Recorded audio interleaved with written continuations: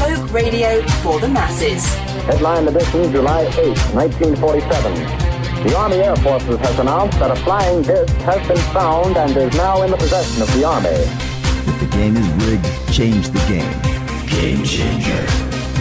I occasionally think how quickly our differences worldwide would vanish if we were facing an alien threat from outside this world.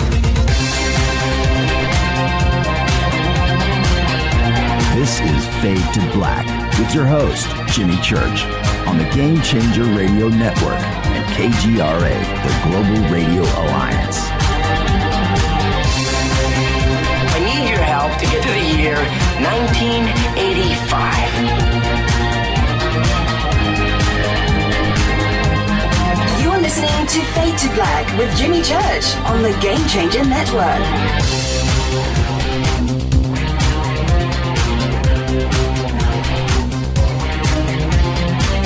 All right, welcome. Fade to Black. Bespoke radio for the masses. Yeah.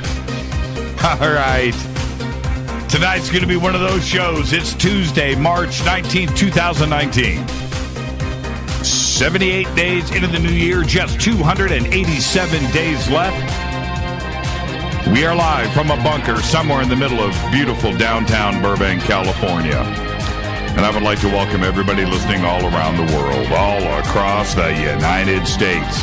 Hither and thither, to and fro, back and forth, up and down, east and west, north and south, far and near. This is Fade to Black. For KJCR, the Game Changer Network, and KGRA, the Planet, I am your host, Jimmy Church. What is cracking, everybody? How you doing? I am so excited about this show tonight. Riz Virk is here. We're going to be talking about his new book, The Simulation Hypothesis. So buckle up, kiddies. Seriously. Tomorrow night, JJ and Desiree Hertok are here. They've got a new book out, too. It's called Giza's Industrial Complex. That's right. Gas and electricity in ancient Egypt. It's going to be a great conversation. Thursday night is another Fader night with open lines all night long. Now, you can follow me on Twitter at JChurchRadio, Facebook, YouTube. Everything is Jimmy Church or Fade to Black. Let's go over to jimmychurchradio.com, and you can follow, like, and subscribe right there. Earlier today, I will just say this really quick. Earlier today, I posted over at On Stellar saying that I am leaving the platform. And indeed, I am.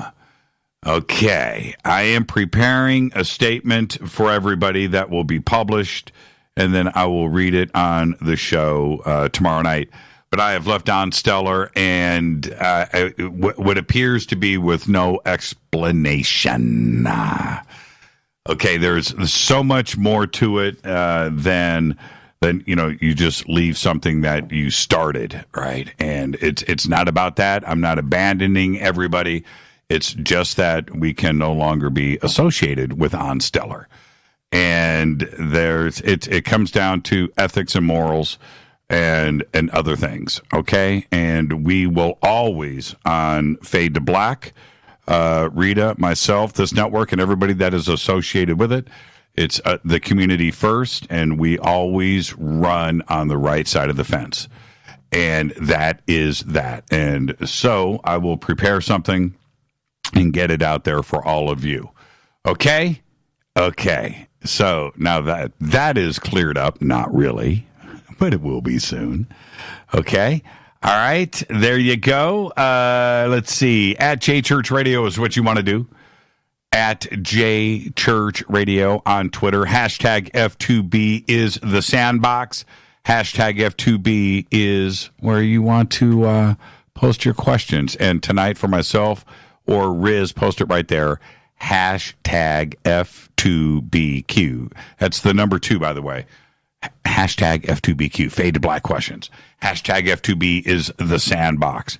We've got an amazing show lined up tonight, And I'm going to get to all of that in just a bit. Any questions or comments for this show tonight, too, you can also email directly, Jimmy@jimmychurchradio.com. Let's get to some breaking news. A U.S. jury today, are you ready? Found Bayer AG's glyphosate-based Roundup weed killer caused cancer. A blow to the company 8 months after another jury issued a $289 million verdict over similar claims in a different case. The case was only the second, are you ready, of around 11,200 Roundup lawsuits to go to trial in the United States. This is only number 2. Another California man was awarded $289 million in August after a state court jury found Roundup caused his cancer, sending Bayer shares plunging at the time. That award was later reduced to $78 million and is on appeal. Oh, man. Well, we knew it, right? You know what's funny? Today I was in our front lawn, and we've got a few dandelions, right? They're right there. And normally you're tempted, right? That's it. Ain't no Roundup at our house. I guess the dandelions are just going to grow. Got to pull them out. Got to pull weeds. Got to go old-fashioned style. But, it was just so funny.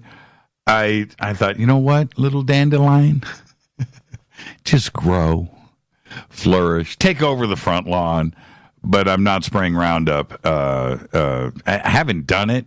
When all of the Roundup, years ago, this is about 10 years ago, 9 years ago, I think I sprayed Roundup once. And then I saw the documentary about the family with the back patio. I don't know if you guys remember that. But that was it. I haven't done it. Didn't throw it away, by the way. I didn't. It's just sitting in our garage. I couldn't bring myself to throw it in a trash dump, right? And to just throw it away. I don't know what to do with it. What do you do? What do you do with Roundup now? There you go. All right.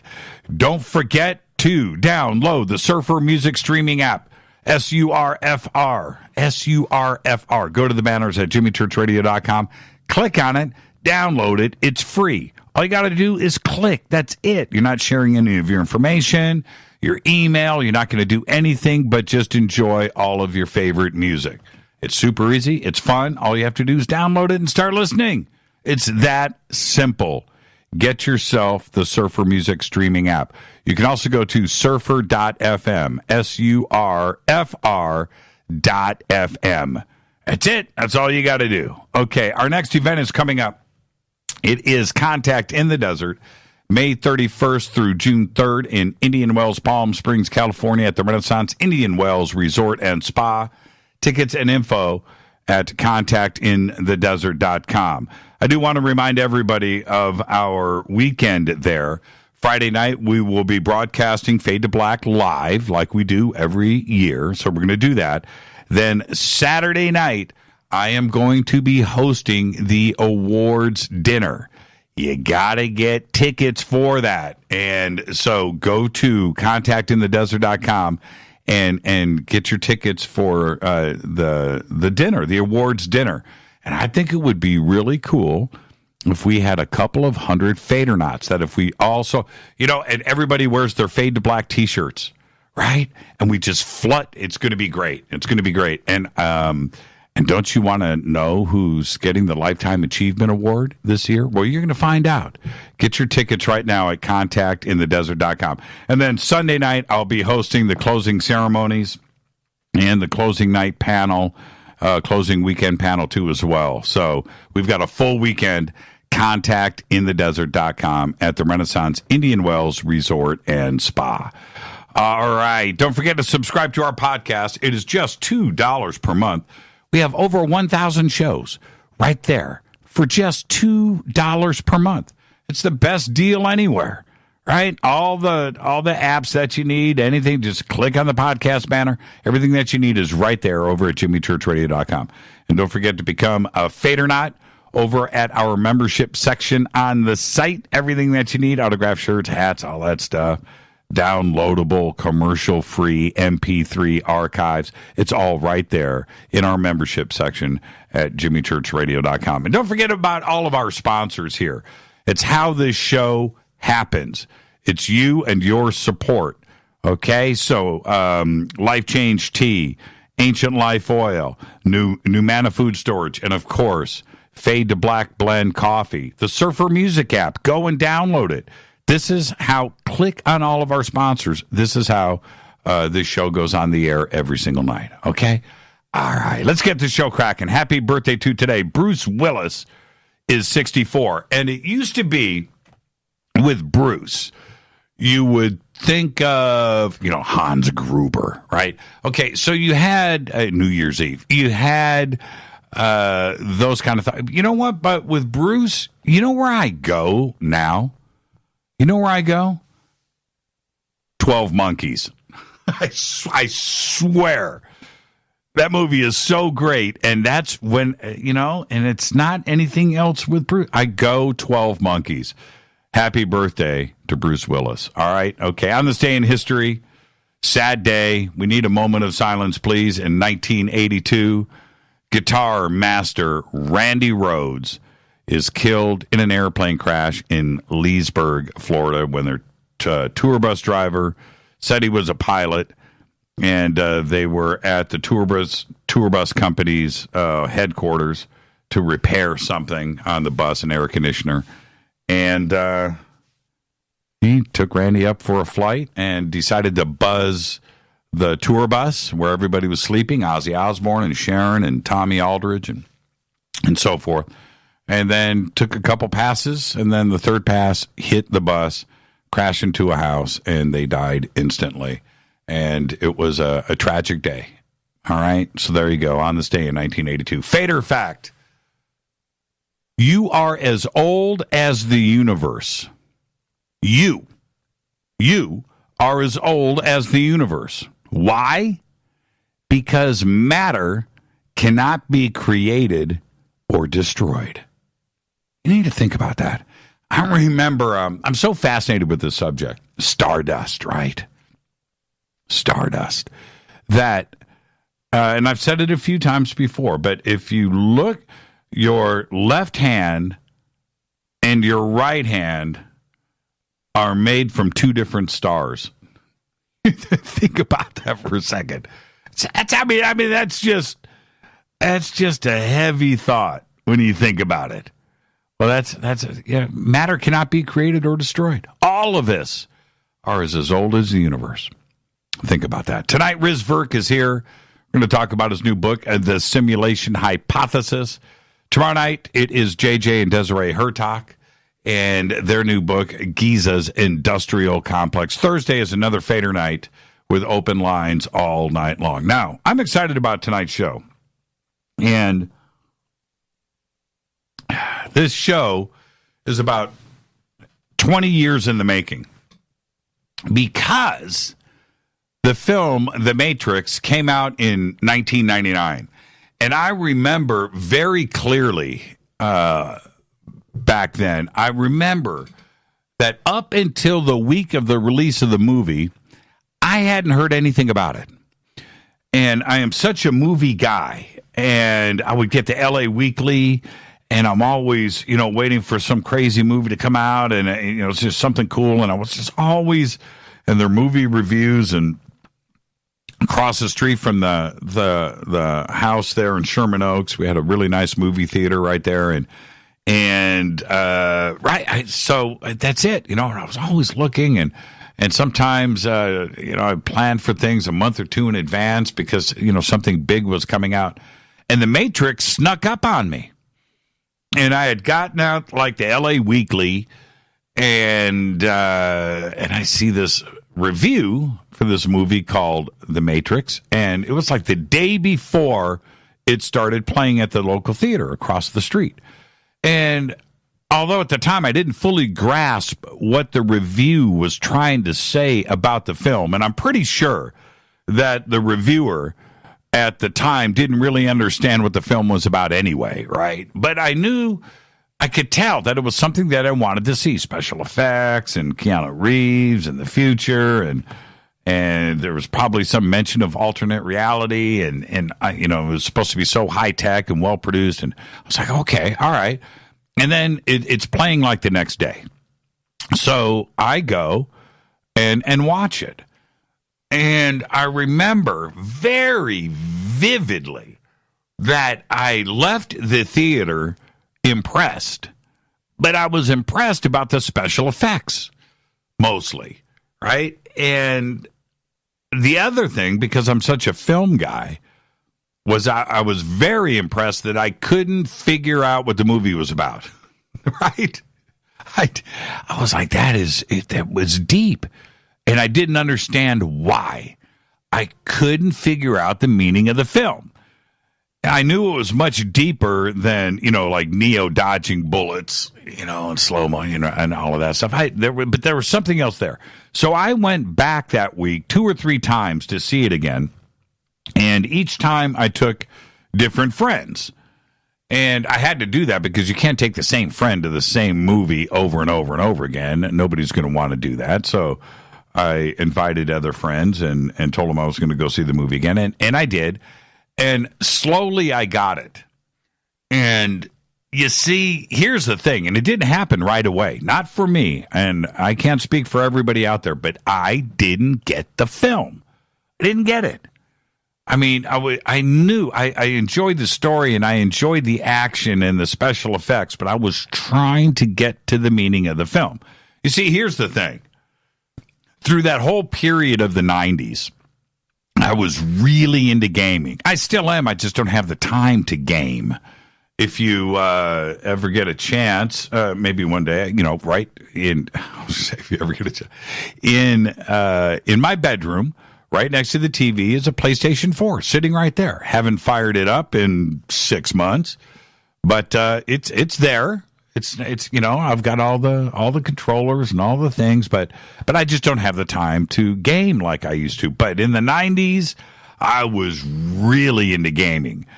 And this is the trip with Sirius gaming. And if you have gamed, you know exactly what I'm talking about. If you haven't gamed, this may sound a little bit strange.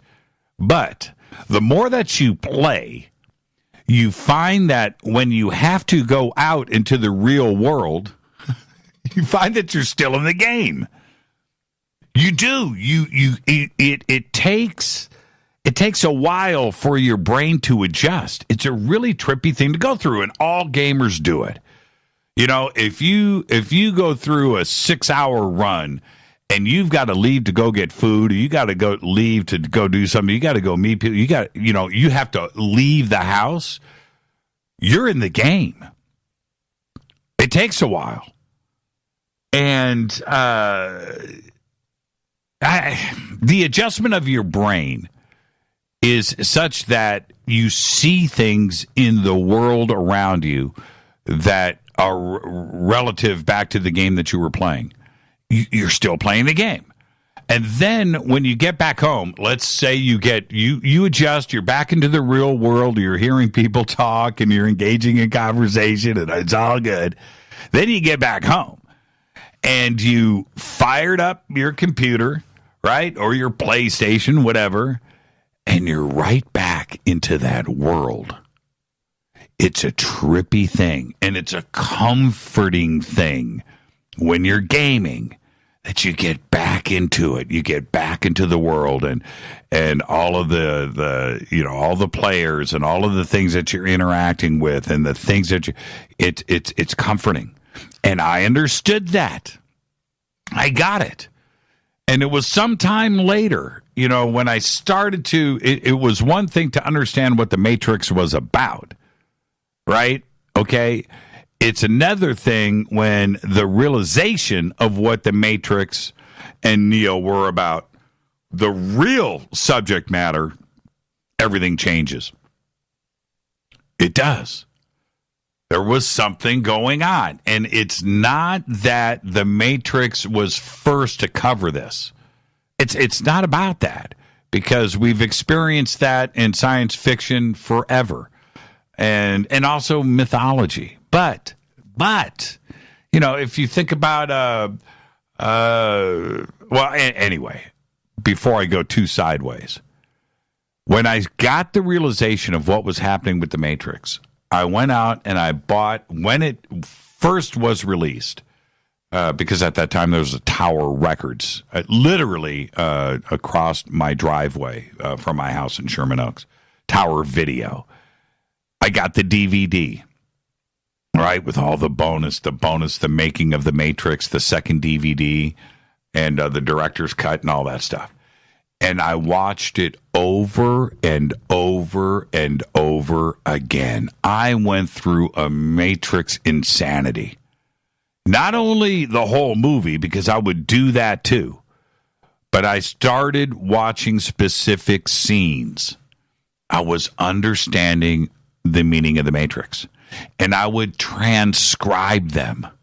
I would sit there on my laptop and watch these scenes over and over again, and I would get the transcription absolutely word perfect, every comma and period and thing, and I would study. I would absorb the movie by reading my transcription, which turned out to be the script.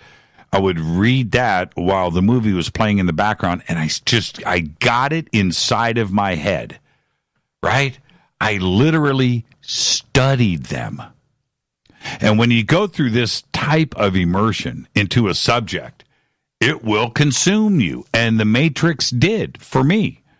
This was when I literally started to ask questions about the world around us. Not about conspiracies or UFOs and time travel. I'm talking about what is reality. That whole red pill, blue pill scene, when you break that down and the implications and the heaviness of that scene, today we understand it. We all know about being red-pilled, and we know about the words that were spoken, and we understand that scene. But back then, nobody did. We were absorbing it, and we were getting to the heaviness of what was actually being presented in the film, right? But I got it. And that being combined with the gaming that I was doing and the reality of what The Matrix was suggesting to us, it changed for me. And at the time, because today it's a different world, at the time, I thought I was the only one thinking like this. Okay? I really did. And I was uncomfortable with discussing these subjects. It was a movie, right? It was a movie. I was uncomfortable with discussing the heaviness of The Matrix with my friends because I didn't want people going, dude, what? Right? It's just a movie, man. It's just a movie. But in the early 2000s, many started to suggest the same thing. And what happened next? I started to research this, and I started to research scientific papers and physicists and what the simulation hypothesis really was. And it started to confirm a lot of things. And here we are today. About tonight, Riz Virk is with us. And probably 3 years ago, Silicon Valley started to flip on its head. And qubits and quantum computing started to become a reality. And when the talk of quantum computing, this is where all of this ties together, and it gets really scary. The thought of quantum computing started to get around the tech world, and we were trying to understand really what quantum was. And when you go from a 486 chip and you start to go through the different stages of what computers and processing power, 33 megahertz bus speeds and all of that from the old days, and where we are today, all right, and quantum computing comes into the mix, we didn't understand it. Now today we do. Silicon Valley did understand what quantum computing and quantum theory and quantum mechanics actually means. And then the suggestion started to come out. Are we living in a simulation? And then the references going back to the Matrix are everywhere now. It's part of pop culture. It wasn't always that way. For me, it took about 2 years of watching The Matrix over and over again and looking at the world around us, combined with the reality I was connecting with in video games. Tonight, Riz Virk is here, and we are going to go through not only each one of these, but like I said, I'm not the only one talking like this. Riz just released a book that when you read it, it discusses everything of the road that I just traveled since 1999. And it's exciting that today we find ourselves discussing this very subject. Is it scary? Is it any different? If you think about it, the scene in The Matrix, right? I know that the meat is juicy, right? But it's not real. If you think about that, that's where we are today. It's crazy. What's the difference? Does it matter? Would it matter to you? Think about that. Tonight, Riz Virk. Tomorrow night, JJ and Desiree Hertak are here. Thursday night is another Fader night with open lines all night long. Great week. This week here on Fade to Black, if you think about what we have gone through, are all of my favorite subjects, and you get to ride along with me. And it's an amazing time to be on this show and for me to do the job that I do. I'm your host, Jimmy Church. Email is jimmy@jimmychurchradio.com. You can follow me on Twitter @jchurchradio. All right, this is Fade to Black on the Game Changer Network and KGRA, The Planet. I'll be right back after this short break with our guest, Riz Virk. Stay with me.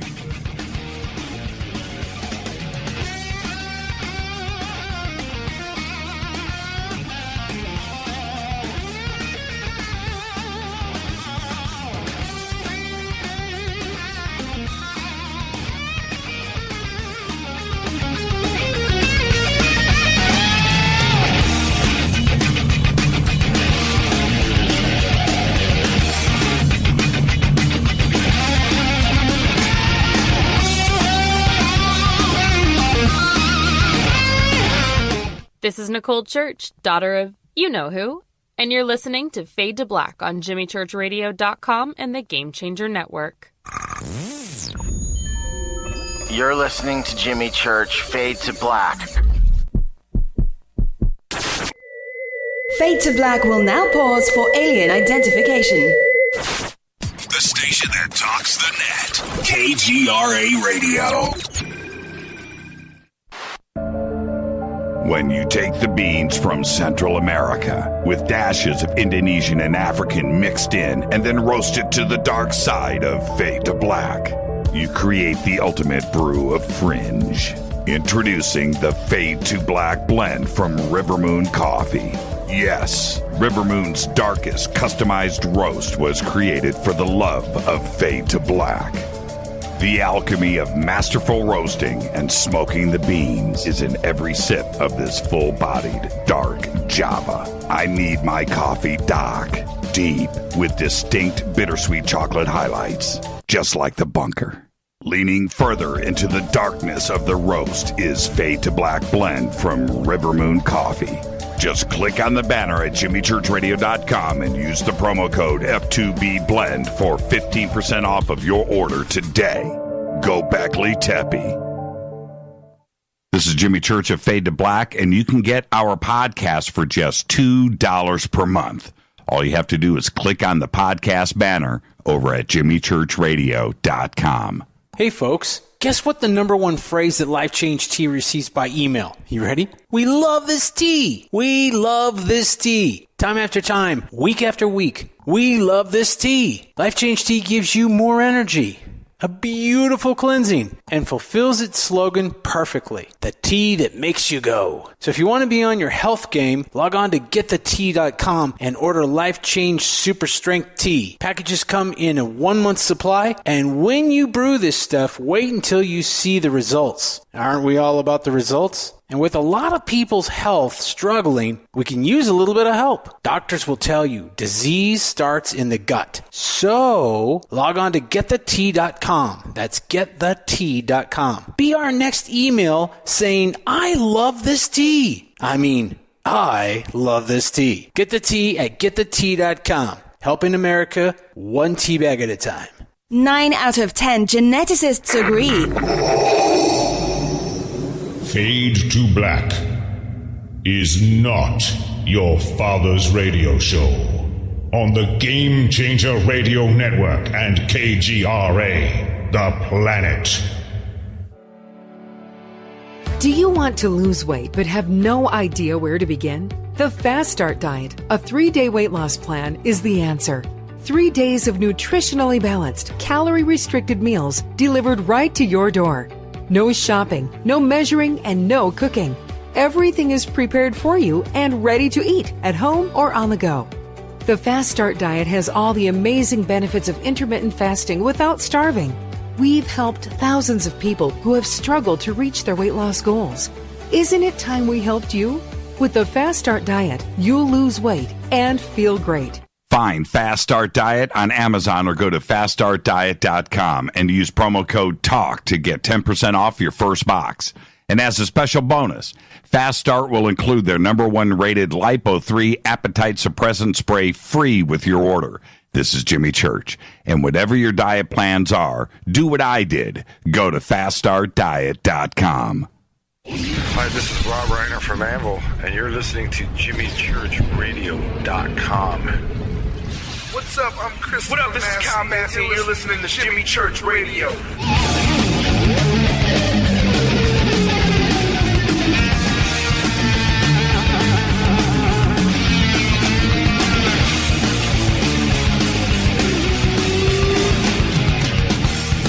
All right, welcome back. Fade to Black. I am your host, Jimmy Church. Tonight, Rizwan. Riz Virk. Successful entrepreneur, angel investor, best-selling author, video game industry pioneer, and independent film producer. Riz currently runs Bayview Labs and Play Labs at MIT, a startup accelerator held on campus at the Massachusetts Institute of Technology. Riz received a BS in computer science and engineering from MIT and an MS in management from Stanford's GSB. Riz's many startups have created products used by thousands of enterprise customers, and his games have been downloaded millions of times, including Tapfish, Bingo Run, Penny Dreadful. That's right. And Grim, by the way, Cards of Fate. Riz is a prolific Silicon Valley angel investor, having invested in many startups, including Tapjoy, Telltale Games, Discord, Funzio, Pocket Gems, Moon Express, and many others. He has produced a bunch of independent films, too, including Turquoise Rose, Thrive, What on Earth Will It Take? He did Sirius, and also the cult classic Knights of Badassdom, starring our favorite Peter Dinklage. Tonight, we're going to discuss his latest book, The Simulation Hypothesis, drawing from research and concepts from computer science, artificial intelligence, video games, and quantum physics, and referencing both speculative fiction and ancient Eastern spiritual text. Riz will tell us how all of these traditions come together to point to the idea that we may be inside a simulated reality, just like the Matrix. I'd like to welcome back to Fade to Black, Riz Virk. Riz, how are you, man? Hi, Jimmy. Doing well. Glad to be back. Well, you know, you would think when the intro music comes in that you're all pumped up. Are you pumped up? Does the music get you excited, Riz? Yeah, absolutely. And your story of watching The Matrix, how many times, also got me excited. Well, you did the same thing. I know you did, Riz. Yeah, yep. I looked up the dialogue and was amazed at, some of the things that Morpheus, Lawrence Fishburne was saying to Neo. And as I looked further and further into this, there was a direct parallel on it. Actually, there was an interesting story about this book and Morpheus that happened just last month, and I wasn't there, but I heard about it. What happened? Jacques Vallée, who is a UFO researcher, was part of Project Blue Book, and has been investigating paranormal phenomenon for years. He's excited about this book because he's a computer scientist by background. I think he was like the first person at NASA to map out Mars in a computer screen. So he was in Big Sur giving a workshop, and he put a couple slides up about my book and about the simulation hypothesis and how everything is information. And then they, the session ended and they went to lunch there in Big Sur. And who did they find at lunch but Lawrence Fishburne? Oh, shut up. Okay. No, so I heard about it from Jacques and from Diana Pasulka, who wrote American Cosmic afterwards, saying that was an interesting little synchronicity that happened around this book in The Matrix. That's a trippy thing. That's when, things like that happen. You just need to step back and, enjoy the moment, but understand that things are not what they seem, man. They just are not. That's a crazy synchronicity right there. Yeah, it was pretty unusual, and it's funny because I think the first time I was on your show, I was talking about synchronicity and clues, and we were using the term glitches in the Matrix for how these things are often related to each other in the real world. And then I think the second time I was on your show, we were talking about killer AI, and now we're kind of bringing it all together, as we talk about the simulation hypothesis. So it's quite an interesting mix of topics. It is. And for somebody like you, Riz, that you get, you're supposed to get, I should say, you're supposed to understand software and computers and technology, and it's what you do, certainly with gaming and investing and apps and what Silicon Valley is about, also MIT, that you have a grip of what is going on. When the suggestion started to surface, not going back to the Matrix, I'm talking about today, where different scientists and engineers around the world and CEOs are talking about a real possibility. Stephen Hawking, for instance, right? Where they start referencing the possibility of us living in a simulation. Did that, how do you start to accept that? In that, you know what I mean? You're supposed to be smart, and you're not supposed to go down that rabbit hole, but yet others are around you in this industry. Yeah, I think it's become a pretty popular topic within Silicon Valley, and it's become a serious subject for physicists and for philosophers and scientists. I mean, it used to be viewed as purely science fiction, right? And, we'll talk about some of the science fiction references with Philip K. Dick, in addition to The Matrix itself. But it's taken much more seriously now, and I think there's two big reasons why. One is there was a paper published by a philosopher at Oxford, Nick Bostrom, called "Are You Living in a Simulation?" And he did a statistical argument, and we'll get more into that a little bit later. But then the second reason is that video game technology has been developing at such a rapid pace over the past decades that we're getting better and better fidelity. And what we're realizing is we're creating models of the physical world inside the video game. And the more we do this, the more we realize that the physical world can be represented as information. Right. And so, my background is in computer science, and a lot of the history of video games and computer science, I started programming on a Apple II computer, way back when. I think I built Tic-Tac-Toe as my very first game ever. And the history of video games and computers is all about optimization. You're trying to squeeze as much performance as you can out of the CPU, and then later GPUs were developed. In fact, a lot of the history of computer software is the history of video games. The first practical AI that was ever really developed was a chess-playing computer developed by Claude Shannon, who was a professor at MIT and a researcher at Bell Labs, and they consider to be the father of information science. So, and a lot of the optimizations that have been done for video games because there were so many pixels that had to be rendered that you had to have better and better processors. And so GPUs, which are used now for everything from simulating environments to video games to blockchain to everything else, the graphics processing units were developed in order to play video games. So really, video games are all about optimization. And as the representation or fidelity has gotten better and better in video games, this idea that we might actually be inside a simulation started to be taken more seriously.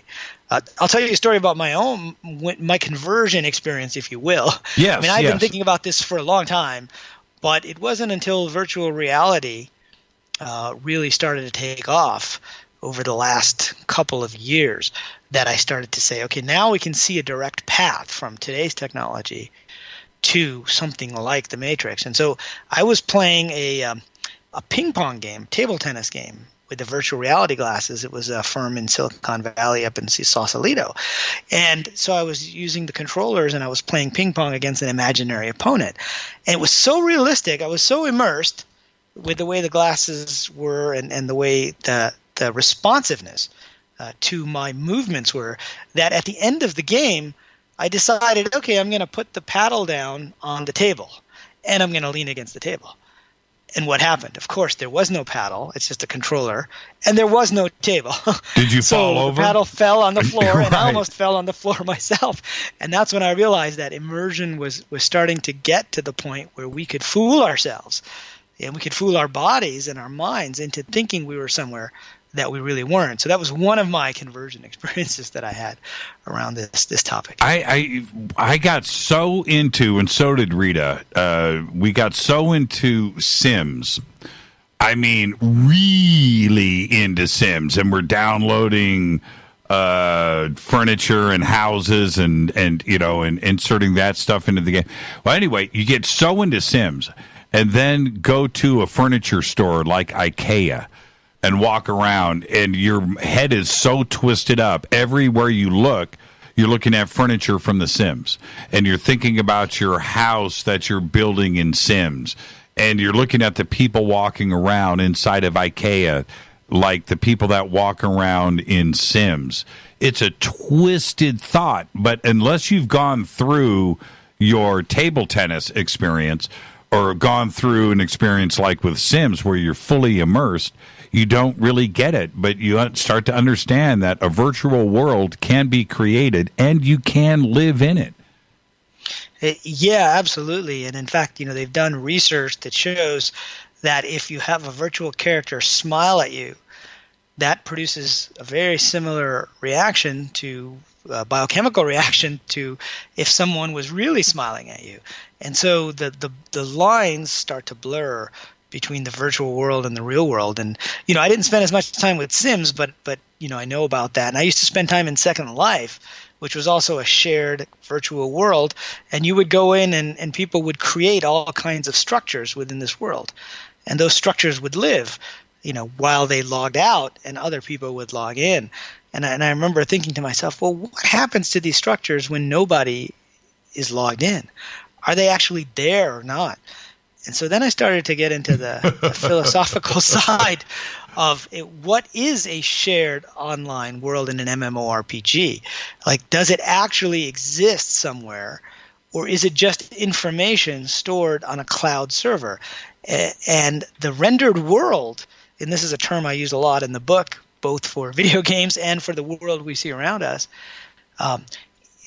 the world is only rendered on my computer by my local processor, right? Therefore, the pixels of that world don't actually exist somewhere that we're all looking at them. So if you and I are logged into The Sims Online or Second Life or World of Warcraft, right, we think we're seeing the same thing, right? And the information may be similar, but it's being rendered by algorithms on our own computers. And so that's an interesting philosophical question. And I think it's something that if you think seriously about it, we'll talk about quantum physics, a little bit later, but it starts to get into this idea of quantum indeterminacy and a subjective world. They've done research recently that suggests that there is no objective world in the quantum realms, that I could be seeing, 3 particles entangled in one way, and you could be seeing them entangled in a different way, and we'd be looking at the same 6 particles, which means that there could be slightly different renderings of the world going on, and we wouldn't necessarily know that because we can only see our rendering of the world. And so this idea of a informational world and a rendered world where our character lives, I think is one of the big metaphors that I explore in the book, and one of the big reasons why the simulation hypothesis should be taken seriously, I think. Well, and that's the science side of it today, which I want to spend a lot of time talking about. But the other part is it's exactly what, when we get out of the electronic age or the computer age and go backwards, where you get into young and then start going even before that and get into different world religions and different aspects, this is exactly what they have been referencing forever. Yeah, in fact, one of the reasons I'm a big fan of the simulation hypothesis is that science and religion have kind of gone their separate ways many times, right? Mm-hmm. A lot of academics and scientists don't take religion seriously except as a social construct. They've given up trying to explain any of the things that are talked about, on the religious side. But turns out the simulation hypothesis provides a scientific basis for a lot of what different religions have been telling us. Right. And it turns out it's not just the Western religions, but the Eastern religions. They both fit very well. I mean, I'll give you an example. So, I grew up in a Muslim household, and the Quran being one of the Abrahamic, religions with Islam, Judaism, and Christianity, they talk about the scroll of deeds, which gets recorded by these recording angels. And they sit there and they record every little deed that you do. And, this is what they told us when we were growing up. And then later, after you die, you have to account for those. And turns out God shows you those deeds, and he shows them to you in a different way, because you may not be aware of how your actions affected other people. And so you can't just see a list. You have to actually see what the impact was of those deeds. Well, just last year, I was working with a startup that could render inside a video game in 3D from any point inside the game. So if anyone's played World of Warcraft or League of Legends, there's a 3D world, and normally you can only see your character's perspective. But we were able to put the virtual camera anywhere inside the game, so you could literally see what the game looked like from another player's perspective. So you could see exactly what you did to them. And it turns out, there probably aren't, 14 billion angels, 2 for each of us. If all they do is record things, most likely it would have to be an AI of some type that's recording these, like a screen capture in a video game, and then you can play it back. And so, it turns out that a lot of what the world's religions were talking about was very similar to the simulation hypothesis. I mean, you had Daniel Brinkley on your show many times, and he and I have talked about this a lot. And when he had his near-death experience, he was shown a life review. He called it a panoramic 360 life review, where you would actually see the effects of your actions. If you punched someone or you shot someone, you would see it from their point of view. And the only way to do that is to record it in this kind of a 3D way, in the same way that we use screen capture within video games, and then to re-render it afterwards. So it turns out the technology of video games, explains pretty well, many of the things. And that's just one example. Isn't that, I mean, couldn't you take like the example of heaven and earth, where heaven is presented as the real world, right? That earth is just is not the real thing. Heaven is the real world, and there's an example of if you're down here on earth, you're living in the simulation. The real world is heaven. That's exactly right, and that's what the world's religions have been telling us all along, is that what we're seeing is more of a training ground, right? Where score is being kept, and we are being judged based on those actions in the real world, and we won't know that, until we die, and so consciousness is downloaded, if you will, to the body at birth, and then uploaded from the body afterwards at death, so you're back in the real world. And so what does that sound like? It sounds a lot like a role-playing game. Yep. Where you end up taking on a particular character, but a very immersive one, right? So it's very hard for us to remember these other realms while we're here. So it's a fully immersive game. But this idea of downloading consciousness is something that Silicon Valley is taking very seriously now, right? You have people who are talking about downloading your consciousness into a silicon device. Well, it turns out, the religions have been telling us all along, and particularly as you look at the Eastern traditions like Buddhism and Hinduism and that whole line, I mean, they've been explicitly telling us, you don't even have to draw an analogy. They've been saying that what we see is Maya or illusion, right? This isn't the real world, and the real world is beyond that illusion. In fact, in the Vedas, in the Hindu traditions, they have a term called the Leela, which is the grand play, a stage play, right? We get so caught up in the stage play of life that we're caught in this illusion of Maya, and we think we're in the real world. Well, obviously back then they didn't have video games, so a stage play seemed like a good good analogy. But today, if it's an interactive stage play with lots and lots of characters that are coming in and out of the play, it sounds a heck of a lot like a multiplayer online role-playing game where you take on these different personas and you download into it and then you download out of it. What is it that we talk about it so often, Riz, about what the ancients knew and what we've lost over time?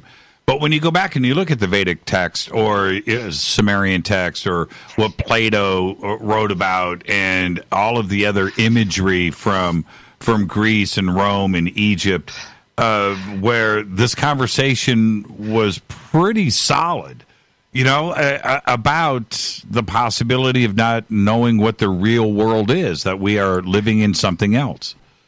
Yeah, and there's a very famous, allegory that Plato wrote about in the Republic of the cave, which probably many listeners have heard of. But the basic idea was, he said, if you're in a cave and you're chained to a wall, and you can't really see outside the cave, but you can see, from the mouth of the cave, you can see shadows of what's going on outside the cave.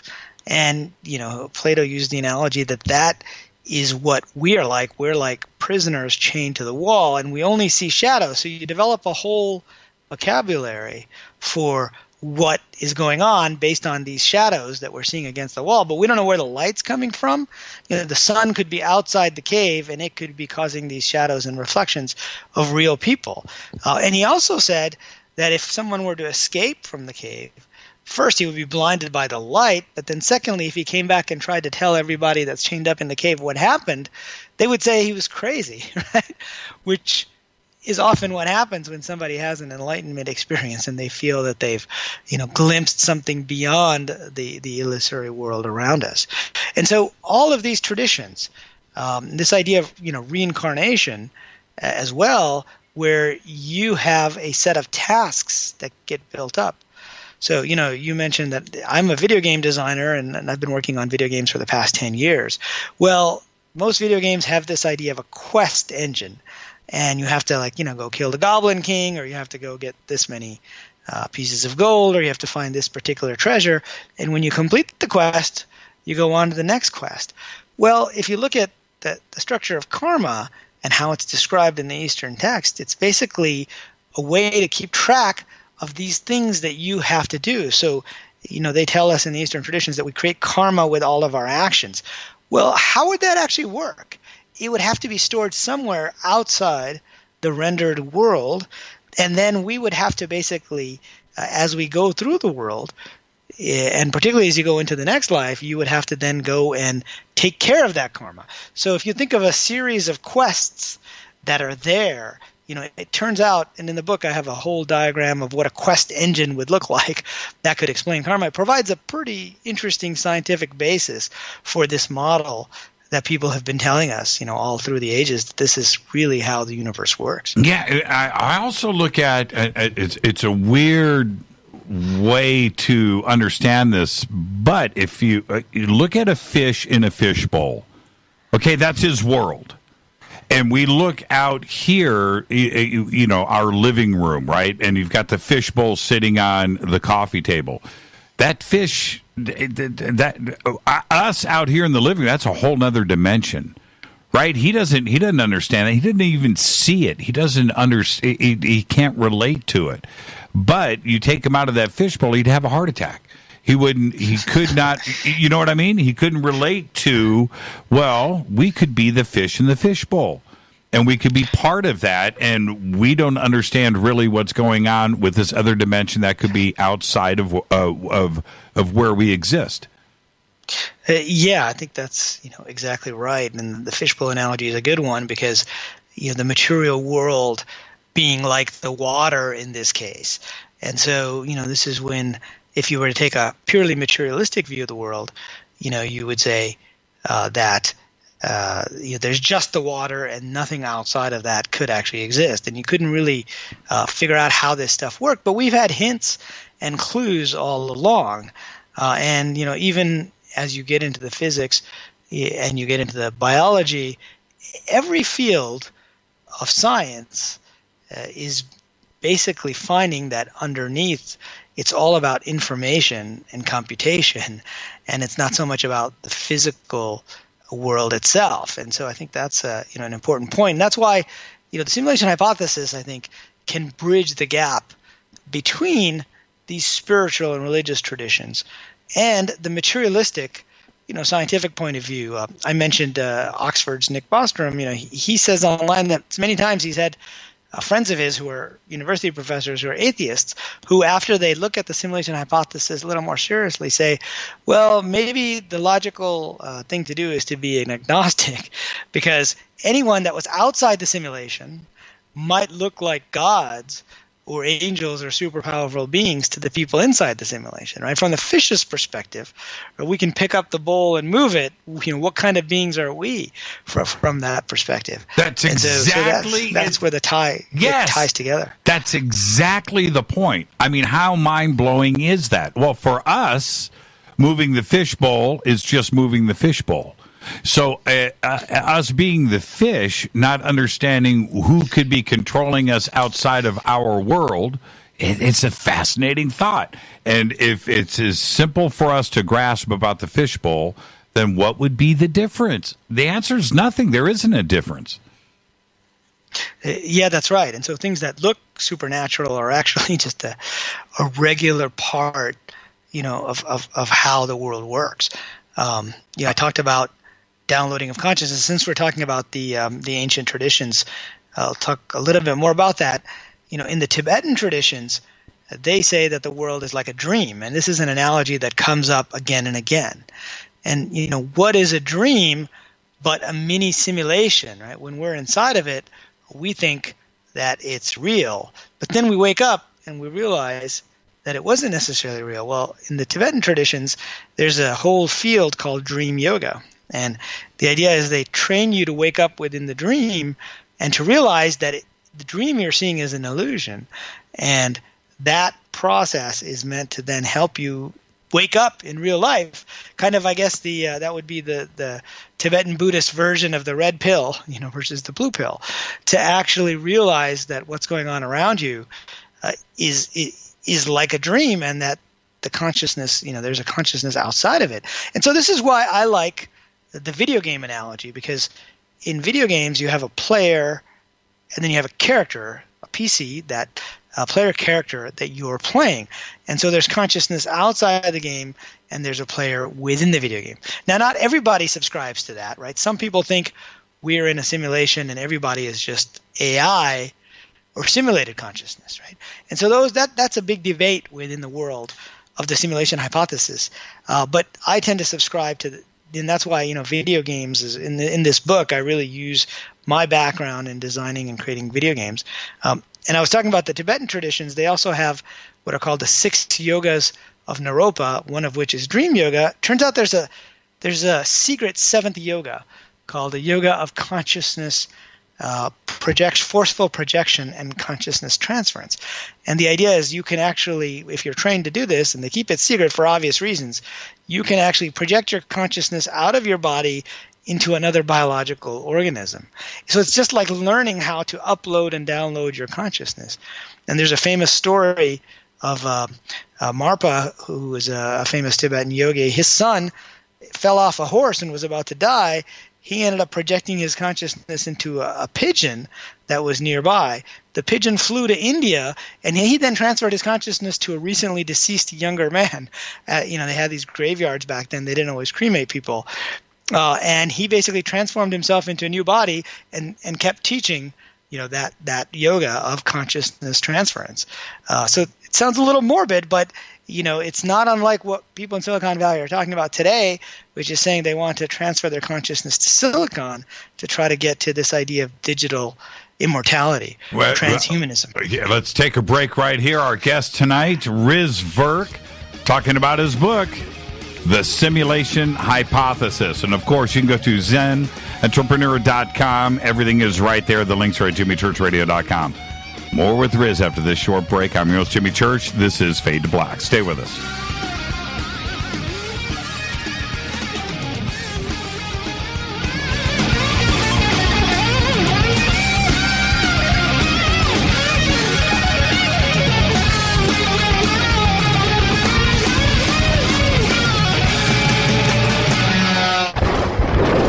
This is Fade to Black with Jimmy Church on the Game Changer Radio Network and KGRA, the Global Radio Alliance. This is KGRA Digital Broadcasting Station, Salt Lake City, Utah, Van Buren, Arkansas. Introducing the new Surfer Music app. Listen, fade or not, you know I love my music. This is my go-to for all things notes. The Surfer app is a brand new concept in music listening. Surfer is free, providing unlimited access to thousands of live streaming radio stations. Surfer is an exciting, interactive listening experience. Discovery and surprise are built right in. Surfer is your destination to discover and rediscover great live streaming music. It features high-quality audio streams, free access to music from thousands of live streaming radio stations, unlimited listening, unlimited skipping. You get a music visualizer, and you can also select your favorite channels. Get it at the Apple App Store or Google Play. Just search Surfer Music or click on the Surfer banner at jimmychurchradio.com. Go Beckley Teppy. Folks, this is very important information. What's to be said about CBD? AncientLifeOil.com. Our CBD is made from hemp and has 0.003 THC, which means this wonderful product won't get you high, no matter what amount you take. What does CBD do for the body? My hands are tied. But you can Google CBD benefits and be astounded. When you're finished reading, you'll want to log on to AncientLifeOil.com. That's AncientLifeOil.com. and purchase. Life is good when you feel good. People are tired of pain. People are asking for non-GMO organic products to help them with, you fill in the blank. Legal in 49 states, and again, our CBD is made from hemp. Ancient Life Oil is about helping people one by one by one. If you wonder how good the product is, the CEO takes it every day without miss. AncientLifeOil.com. That's AncientLifeOil.com. Have a great day. You're listening to my main man, Jimmy Church, on jimmychurchradio.com. Hi, this is Ray Hobbs here, repping the planet, and you're listening to my good friend, Jimmy Church, Fade to Black, on the Game Changer Network and the KGRA Digital Broadcast Station. This is Toby Kebbell. You're listening to jimmychurchradio.com. Don't hurt me, Jimmy. I'm only little. Hey, I'm Adrian Grenier. And this is Ari Gold. We're the Honey Brothers. Yes. We are of the Honey Brothers. Hey, I'm Adrian Grenier. And I'm Ari Gold. We're the Honey Brothers. And you're listening to Jimmy Church. The Revolution. Reclaim your active lifestyle with Angioprim. Angioprim is the original liquid oral chelation supplement. Chelation helps remove toxins, heavy metals, and cholesterol in your veins and arteries that can cause blockages. Scientific research proves the active ingredient in Angioprim has superior oral chelation action that helps promote cardiovascular health. Find out more. Go to angioprim.com. Talk to a trained consultant by calling Angioprim toll-free 877-882-7221. This is Jimmy Church of Fade to Black, and you can become an official Fadernaut by just going to our membership section at jimmychurchradio.com. Hey, it's Grace. Can we talk about something serious for a minute? Your age. Getting old has its perks. But remember, being a few years younger, You know, your hair was thicker, you didn't have so many wrinkles, that extra weight wasn't haunting you, and you just felt better. Well, we can't turn back the clocks and go back 10 or 15 years, but you can start feeling and looking 10 or 15 years younger with Nature's Youth RSF. It's a doctor-formulated daily supplement that helps your body maintain its peak performance and fight the aging process. Imagine sleeping better, looking better, and feeling better. See how Nature's Youth RSF has helped thousands of people just like you at nature'syouth.com. nature'syouth.com. Imagine how it will feel when your family and friends are asking you what you did to look so good. Your secret will be Nature's Youth RSF. It's time to start looking better and feeling better. Learn more and order your Nature's Youth RSF at nature'syouth.com. That's nature'syouth.com. That's nature'syouth.com. Hello, this is Serena Wright Taylor from Conscious Life Expo, and you're listening to Fade to Black with Jimmy Church, who holds the Lucky Pony record for the best astrological chart since 1963. True story.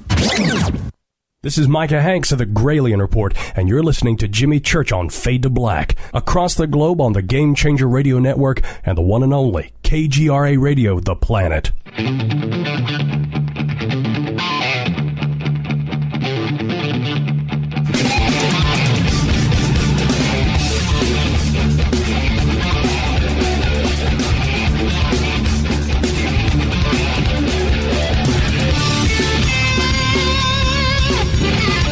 Welcome back, Fade to Black. I'm your host, Jimmy Church. Tonight, Riz Virk is with us, discussing his new book, The Simulation Hypothesis.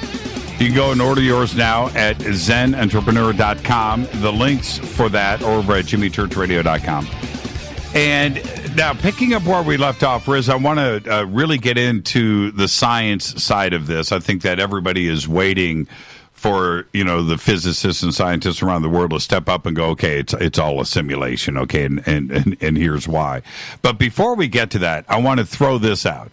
What if, because the consciousness side of this and downloading that, it's one thing with ones and zeros, but let's say that you exist in a simulated reality, right? And Riz Virk then goes in and downloads his consciousness and self inside of said simulation, right? Wait a minute. Are we creating some kind of crazy feedback loop? And then inside of that simulation, you do it once again, and you are now 2 or 3 times removed from what would be perceived as your real self. Right. So it's kind of like a matrix, you know, within the matrix, right? This is something that I think is very, it's speculated a lot, you know, within people who like to talk about the simulation hypothesis. And, you know, in my book, I spent about a third of the book talking about the technology and how would we build the matrix. In fact, I had an article in TechCrunch today that was, you know, how to build a matrix, looking at the technology 20 years later. And basically, the first parts of that roadmap, you know, map pretty well to what we've already developed in terms of our video games, starting with Text Adventures, which came up with this idea of a world in the computer. Right before that, no one had ever really thought about that, and you had to use your mind to really visualize the world, right? Then we went to arcade games like Asteroids and Space Invaders. And, you know, I used to play on my Atari back in the early 90s. You know, I used to play these racing games, and I'd always wonder what was going on in that racing game beyond the racetrack and the people in the bleachers. And I would see clouds and cityscapes beyond that and wonder, you know, what's over there in that simulated world. I don't know if you ever played Asteroids, but you could go off of the top of the screen and your ship would appear at the bottom of the screen.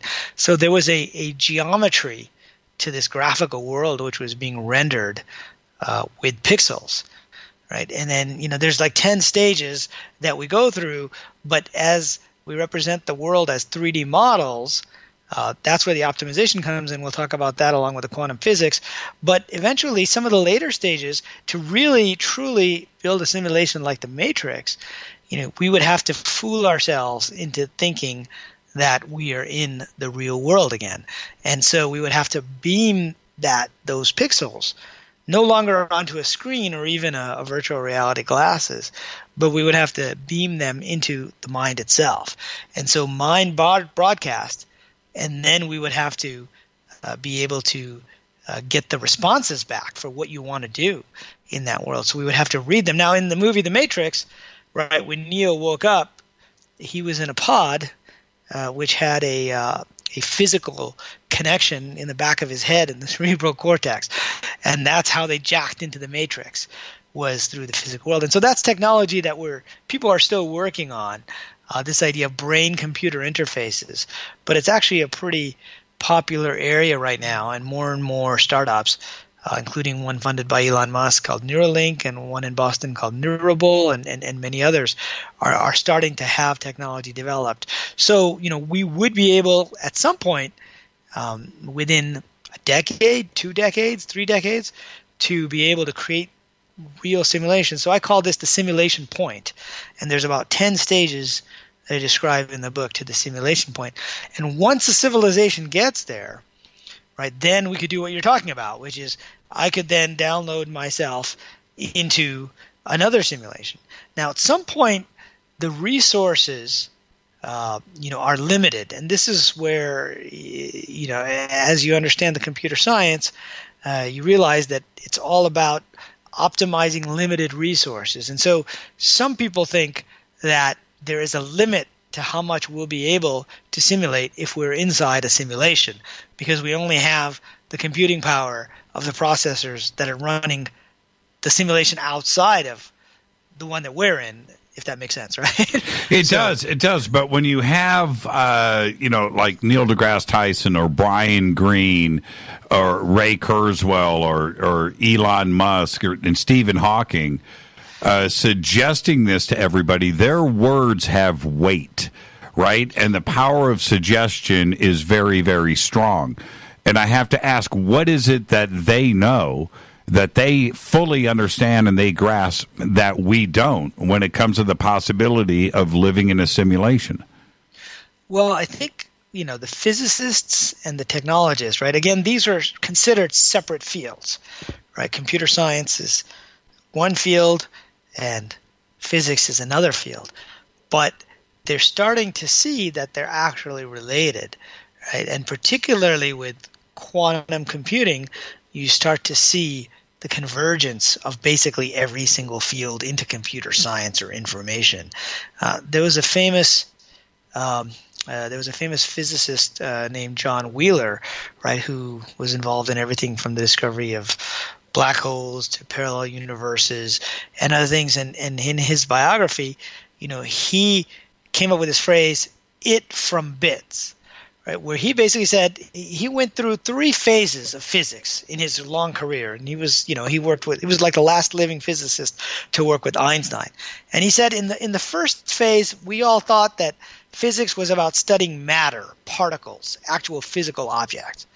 In the second phase, which was some of the quantum stuff that we'll talk about in a minute, he said, well, everything was a field. Turns out it wasn't physical at all. It was a set of probabilities. And then later, in the third stage of his career, he realized that everything was bits or information. It wasn't even a field. It was zeros or ones. And so, if everything at its core is basically information, then you can start to do things like quantum teleportation, teleporting, an object from one place to another. Right now, they've been able to teleport the quantum state of a photon or of an object somewhere else, but really it's the information that gets transferred. And so I think when these physicists and these technologists are talking about this stuff, they're seeing that information is at the source of underneath everything, and that's why they're taking it so seriously, I think. And Stephen Hawking's put it at about a 50-50 chance that we're living inside a simulation. Elon Musk says it's about 1 billion to 1 that we're inside a simulation, meaning that it's 1 billion that we are, in fact, inside a simulation. Don't we expect them to be balanced, right? You expect those very smart minds not to go in this direction. But for them to go in this direction so freely and to be accepting of this possibility really says something, and it scares us because you have the physical side and the information side, and you have the conscious side of things and consciousness. And is that the barrier?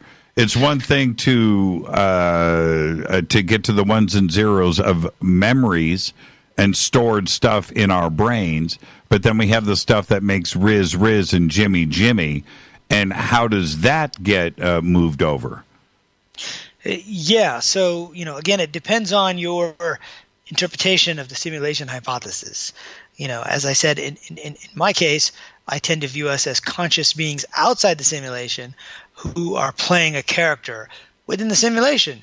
Just like, going back to the Tibetans, when we dream, we have a body in the dream, but that's not really us, right? That's inside the simulation. Now, one of the reasons that, back in 20 years ago, and in fact, The Matrix came out on March 31st, 1999, which is literally 20 years to the day that my book is going to be released on March 31st in about a week and a half here. But, people didn't take it that seriously at the time because the technology wasn't there. So I mentioned earlier the Oxford philosopher named Nick Bostrom. So he came out with a simulation argument. Now, he wasn't really a video game guy or a computer guy. So, all the stuff I talk about, the technology, he doesn't really talk about that. But his argument was that suppose a civilization somewhere created something like the Matrix, a simulated world. In my parlance, I'd say they got to the simulation point. And he said, in order to have more beings, they would just need more servers. So you could literally have billions or trillions of beings within these simulations. You could have billions of simulations with trillions of beings inside them. And so if you counted up all the beings that were inside the simulations and you counted up all the beings that were outside the simulation, clearly the number of beings in the simulations is much more. Therefore, if any civilization ever gets to this point, right, anywhere in the galaxy, you could have a civilization that's 1 million years ahead of us that is able to create these kind of simulations. Then we are more likely to be simulated beings inside the simulation than an actual biological being. And so when he published that paper in 2003, suddenly, all these smart people at universities, etc., started to take this idea more seriously. And Neil deGrasse Tyson says, well, you can't really argue with the logic, even though it's a statistical argument. When I was back at MIT, we were taught that science is really about creating models of the world. And these models would have to explain what happens. We had the Newtonian model of the world, which was based on continuous motion and solid objects. And that worked for the most part, but it broke down when you were going really fast or if you went to really small subatomic levels. And then, Einstein came up with his theory of relativity, which works at fast speeds. And then quantum mechanics was a model that came up when you look at what happens at the subatomic state.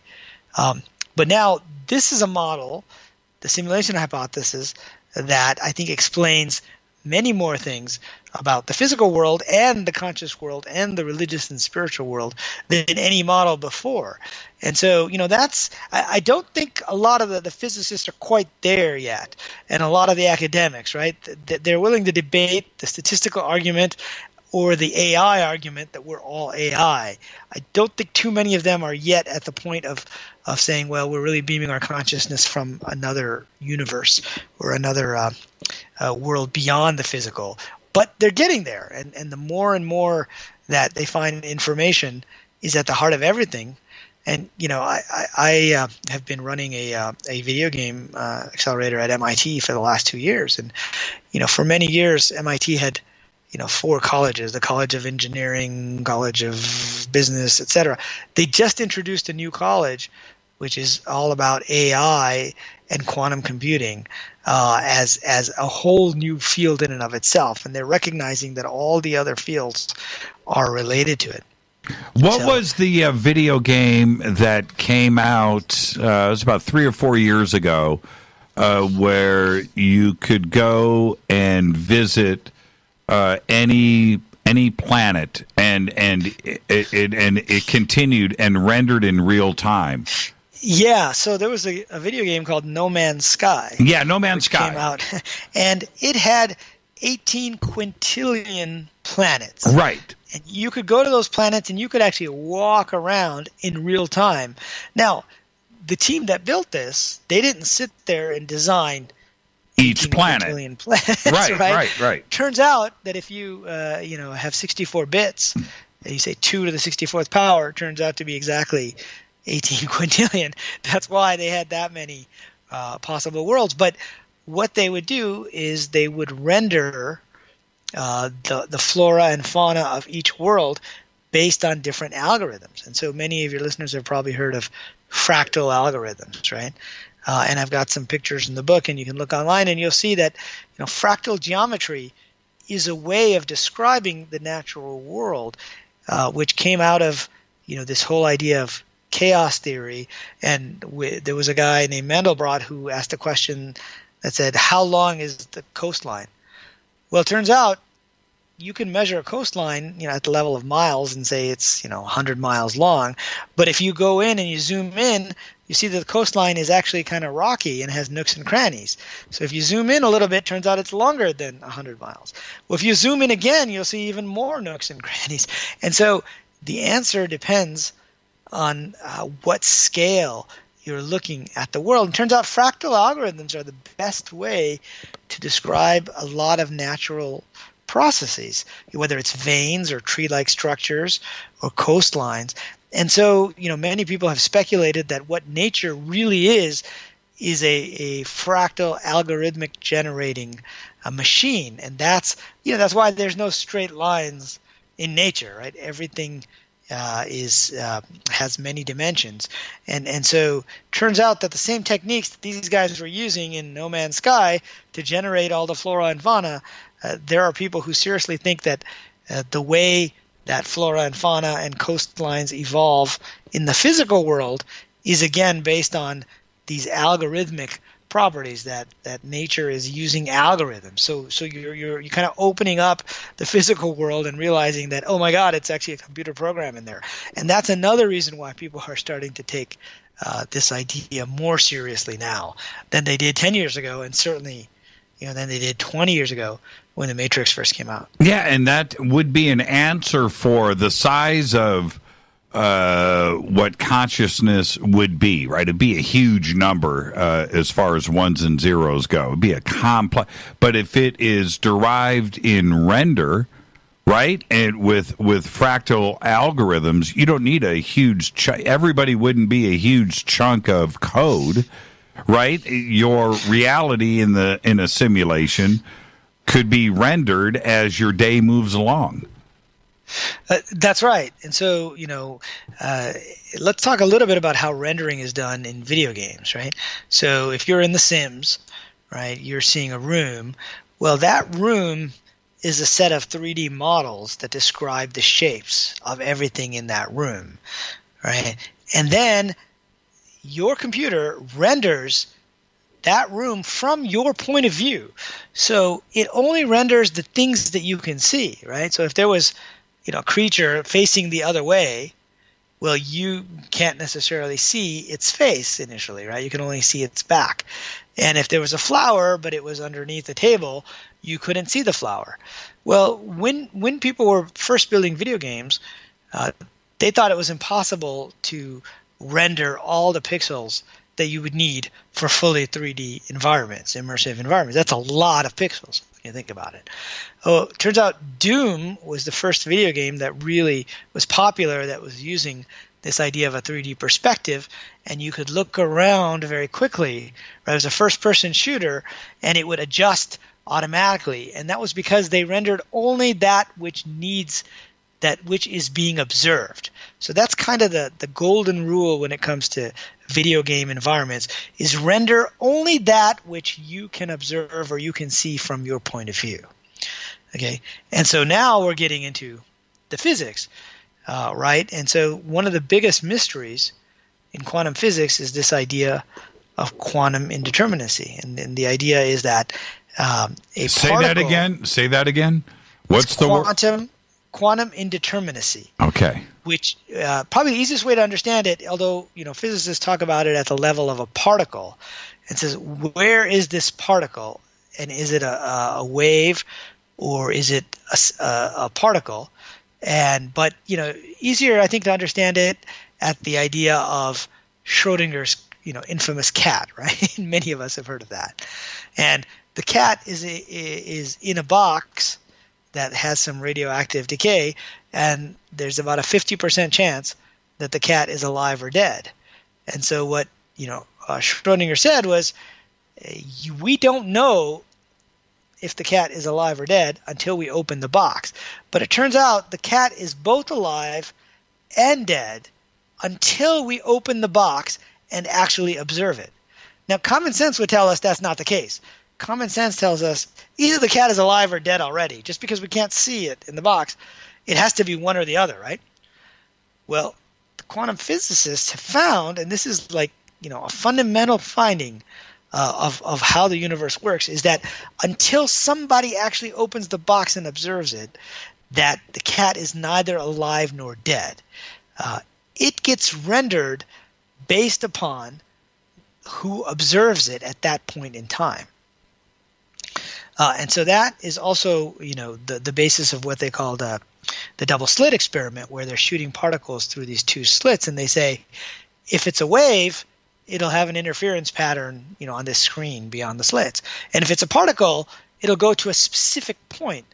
Well, it turns out it's not until somebody observes it that it takes on a specific position, right? So before that, it's what's called a superposition, which means like the cat is alive or dead. And so, the big question in physics is why would the universe work in this way, that somebody has to sit there and observe something in order for the path of the particle to be rendered. And it turns out there's also something called the delayed choice experiment, where the particle goes through the slits and then it goes and does a whole bunch of other things. Like it could go up to a satellite 1,000 miles away, and only then is it observed. But turns out the path is not solid until the observation happens. Well, now we tie back to the rendering of video games, right? The cardinal rule was what? Only render that what you see is being observed. Right. And that turns out to be the cardinal rule within quantum physics, is only render that which is being observed, which is why the simulation hypothesis starts to make a lot more sense when you look at it in terms of quantum physics and how it works. Let's take a break right here, and I'm looking at. It's so funny. I'm looking at the comments, and somebody just said my brain hurts. It's a heavy. it's a heavy concept, and one that isn't, for no pun intended, not that far from actual reality. Our guest tonight, Riz Virk. We're talking about his new book, The Simulation Hypothesis. I'm your host, Jimmy Church. This is Fade to Black. Stay with us.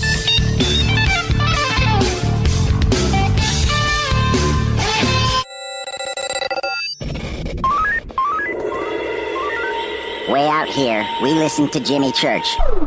You're listening to Fade to Black. Always on the edge of the hottest alternative talk. Jimmy Church with Fade to Black. KGRARadio.com. ¿Qué tal, mis amigos? Yo soy Mario Carson, el tiburón, y los invito para que escuchen a mi buen amigo Jimmy Church Radio. ¡Claro que sí!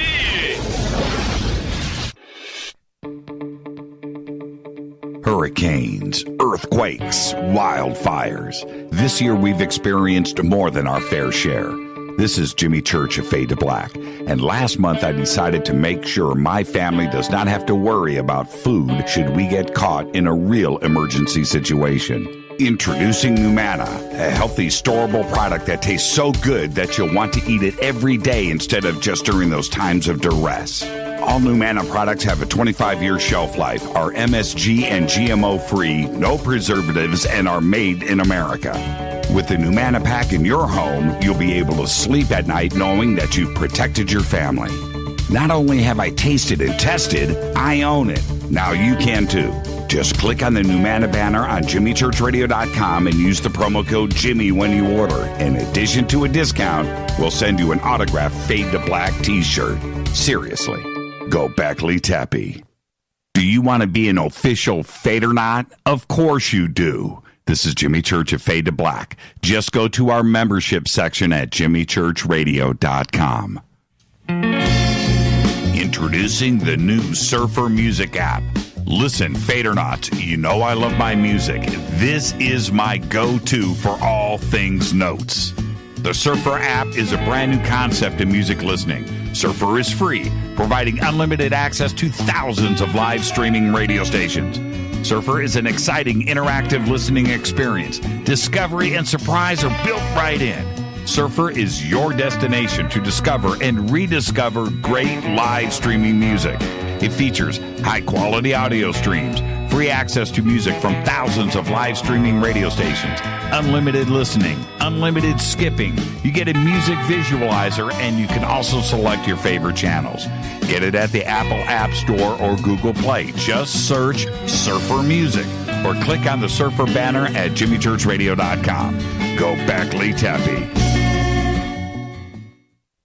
So, you love talk radio? Then you'll love TalkStreamLive.com. TalkStream Live is always on, 24/7, with the best streaming talk shows. Find your favorite talkers and discover some new ones. It's free, readily available online or on mobile with any smartphone or tablet. Finding your favorite talk shows all in one place has gotten a whole lot easier. Just go to TalkStreamLive.com. Be sure to download the free apps from Google Play or the iTunes App Store. You listen to us, and we listen to you. And so does the CIA. KGRAradio.com. If you have hard water, the lime scale not only leaves white spots, it clogs pipes and breaks down appliances, costing you hundreds of dollars in energy and wear. Eliminate lime scale and other water issues like brown staining and bad odors with HydroCare water products, available from Wave Home Solutions. Wave's affordable water systems don't use salts or chemicals. You'll love the way your water tastes, smells, and looks. Satisfaction guaranteed. For more information, go to bestwater123.com. That's bestwater123.com. Are you intrigued by paranormal talk radio? You'll love the new paranormal radio app from TalkStream Live. You'll find a great selection of talk shows covering UFOs, ghosts, strange phenomena, and much more. Download the paranormal radio app now and start listening to the very best in paranormal talk entertainment, including the network you're listening to right now, the paranormal radio app, free in Google Play and the iOS App Store. You are listening to Fade to Black with Jimmy Church on the Game Changer Network. Oi, oi, I'm Riz Virk. You're listening to Jimmy Church. This is Revolution. The revolution will not be televised. The revolution is on radio. Ciao.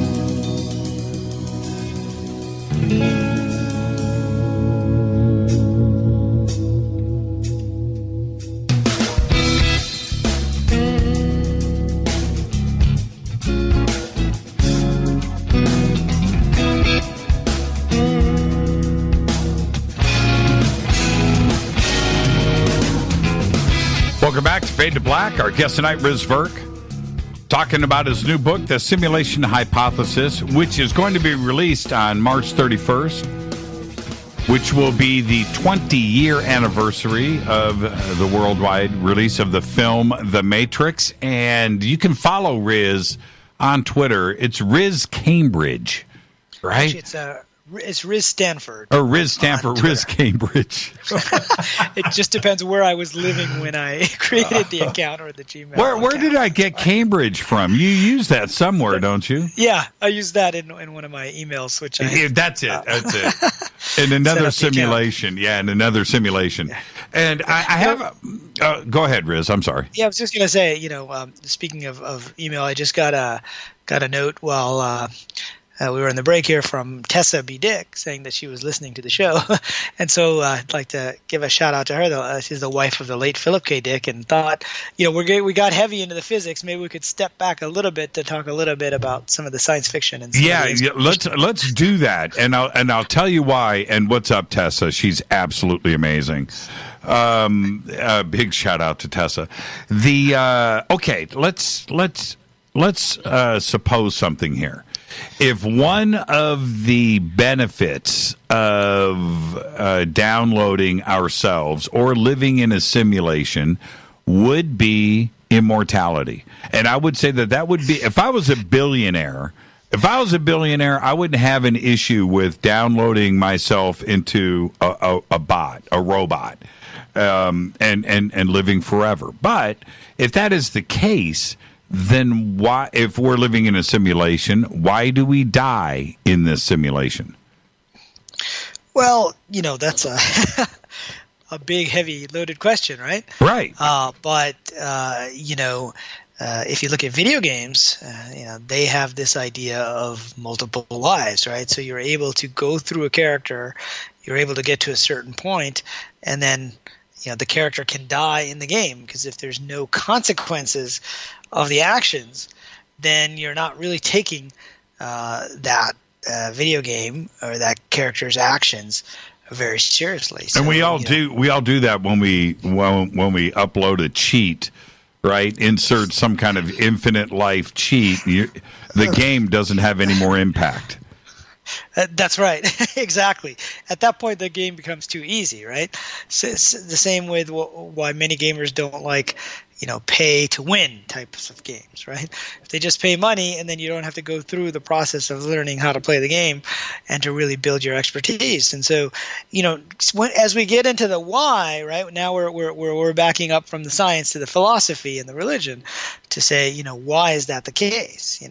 Again, in most of the religious traditions, they talk about this being a school or a training ground while we're here to learn certain things about ourselves and to evolve as souls, and keeping a list of all the karmic tasks that we have to do.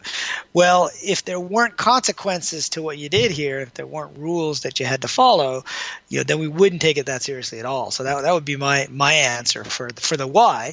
But obviously, that's an area of a lot of speculation. Would you upload yourself into a... Well, yeah, would you do it? Into a digital device? Yeah, would you do it? This is an interesting philosophical question, because it is. The transhumanist movement, right, in Silicon Valley and beyond, is very much about how do I download myself onto a silicon device.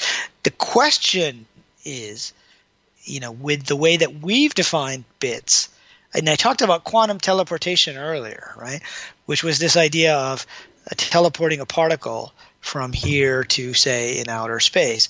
What they're really transporting is the quantum state. Like, that's as far as we've gotten. We aren't actually transmitting or teleporting the actual particle yet. So the question is it the same particle if it has the same quantum state? Nobody knows the answer to that question. So is it the same person if you were to simulate your consciousness and put it onto a silicon device, or is it a copy of your consciousness, right? And this is where we get into these debates about, are we conscious beings outside of our simulation, and would we just simply be creating kind of a snapshot of our current consciousness? So a lot of scientists believe that it's just a matter of simulating all the neurons. And there's a very big number of neurons in the brain and the connections between the neurons. And so far, like, there's a group at MIT and other places that have simulated the neurons of a rat's brain, which is, much smaller number of neurons and a much smaller number of connections than we have in a human brain. And so we haven't gotten to the point of having enough computing power to be able to do that. But they think that's all you need to do is exactly simulate all the firing of the neurons, and therefore you have that person living forever. But I think it's an open question as to whether that really is that person or not, or that's just a copy. Riz, you dodged the question. Okay, let's. Would you do it? If everything was right and somebody said, okay, well, we've got 100% probability that you're going to be okay, do you pull the trigger? Would you go for it? Well, I don't know, because I tend to already believe that we live forever outside of this simulation, right? So, do I need to be Riz Virk for the next million years, or can I go back and reincarnate? The player that is currently downloaded into Riz Virk. So right? Your answer is no, you wouldn't do it. My answer is probably not. Yeah, I don't think it's quite as easy as these people think. Okay, getting back to science fiction, there was a great show a few years ago called Fringe. Love it. I don't know if you saw that. Yep. And they had this idea of parallel worlds, and as if we want to get more into physics, we can talk about parallel worlds. But at one point, they were trying to transmit William Bell, who was a character played by Leonard Nimoy, his consciousness onto a silicon device, right? Which they did. They actually did. And if you remember in Fringe, let's stay focused on this. You remember they did about a half a season in animation. Yeah, they did. Do you remember that? I don't remember the animation part. It was a cartoon. It was actual. They were living in a simulation. They were living in a cartoon, and straight out of Warner Brothers, right? Disney. Yeah. And William Bell's character, Leonard Nimoy. And by the end of the season, when they finally got out of the simulated world, you were so acclimated to it that you didn't mind it not being, and it was really, really, really well done, that concept. It was, and I think they were one of the best representations of parallel worlds. But if you remember, when they tried to download his consciousness onto the silicon, it actually didn't work. What happened was his consciousness got downloaded to the nearest biological entity, which was the character Olivia Dunham. Yes. Right?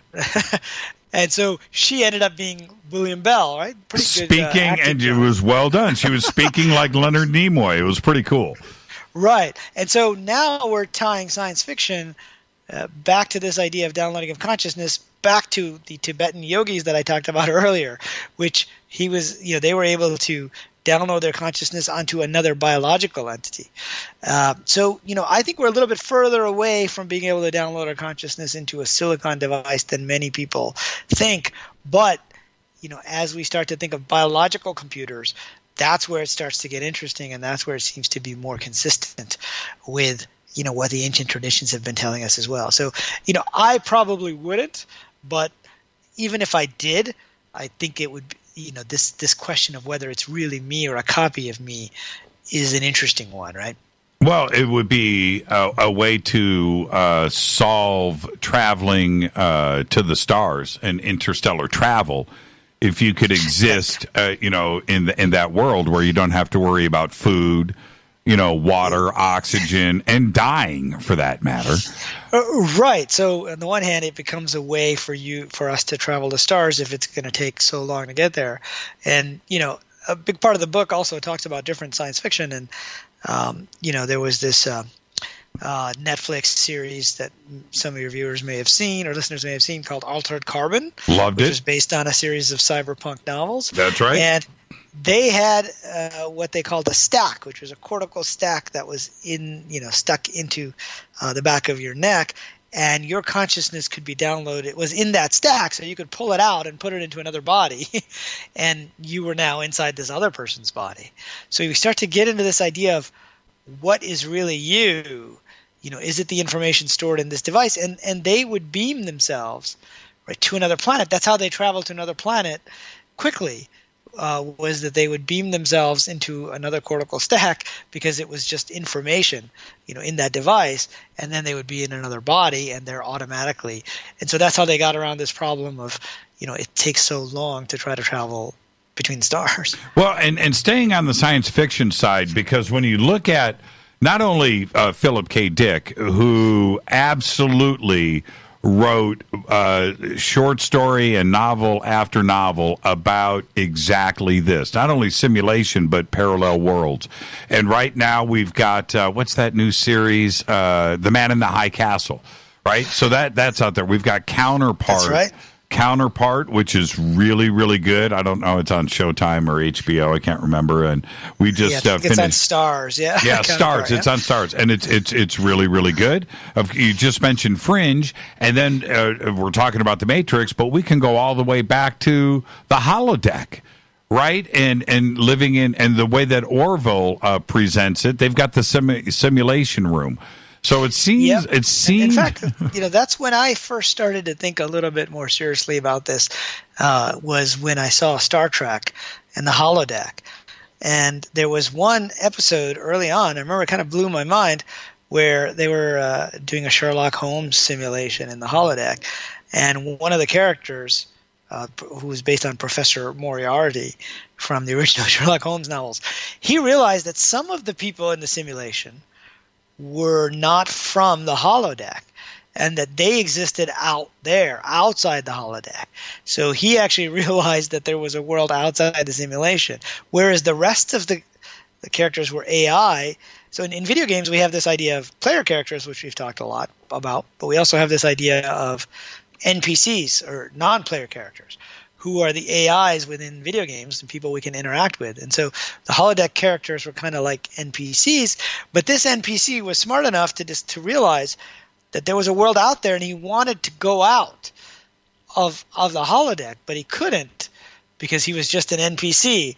And that gets back to this debate of whether we're AI or we're actually conscious beings playing a character in it. Now, I don't know if you remember in Star Trek, there was another episode with him in there, but basically they took him out of the holodeck, and so he thought he was in the actual ship, but turns out he was in another simulation, and that's how they kind of kept him alive, within that. And so it's a very common concept within a lot of science fiction, but that was one that really got me thinking about, what if we're inside a holodeck? Could we realize that there's this world, outside the holodeck? And you just mentioned AI, and AI has gotten to the point now here in 2019 where I don't even think that we thought that we would be here 2 years ago, where AI is really starting to we're getting out of general intelligence into some pretty frightening levels of AI. And is that part of the simulation and living in that world? And if we get to that point where the Turing test isn't even mentioned anymore, right? And so for people who don't know what the Turing test is, it's Alan Turing was a mathematician, computer scientist, in England, and he came up with this idea of a game where behind a curtain there would be a computer, and there would be a real person, and you would send messages back and forth between yourself and person or A versus person B.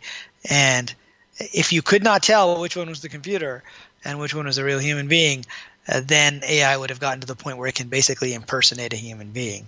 We're not there yet, right? We haven't yet passed the Turing test in a generalized way. But one of the 10 stages that I lay out in the book of getting to the simulation point is AI, and it's this idea of being able to simulate realistic characters, within the simulation. And then the second part of that is, if they're realistic characters, can we also have false memories as well, right? And that's an area where Philip K. Dick's work is quite interesting, and Stephen Hawking talks about this idea of within a black hole, information sometimes goes in and doesn't come out.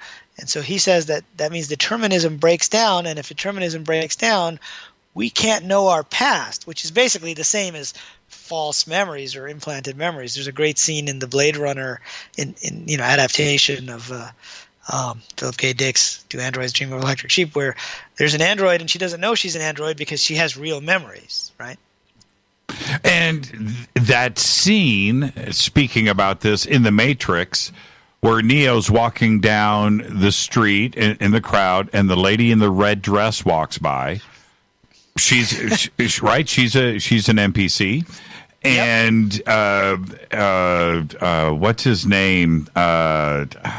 What's his name that creates her? I forget his name. I forget his name as well. Yeah. What's his name? Rat? Oh, man. Anyway, he goes, you want to meet her? Right? And that's an example of an AI that would be needed in a simulation world like this, which is presented in the Matrix. That's right. And so those AIs, we're getting closer. I don't know if you saw this, but recently they had these virtual influencers, very popular in Asia, where there are YouTube videos being made by these virtual characters.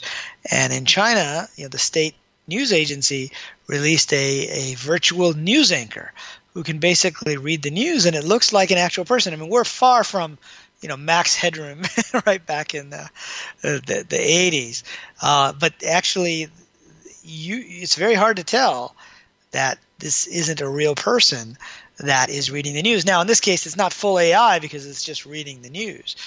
But we're getting there. And in the Matrix, AI is a big part of that movie and the mythology around it. In fact, Agent Smith, right, is basically an AI, the computer program, who basically decides who's there to try to keep order in the Matrix.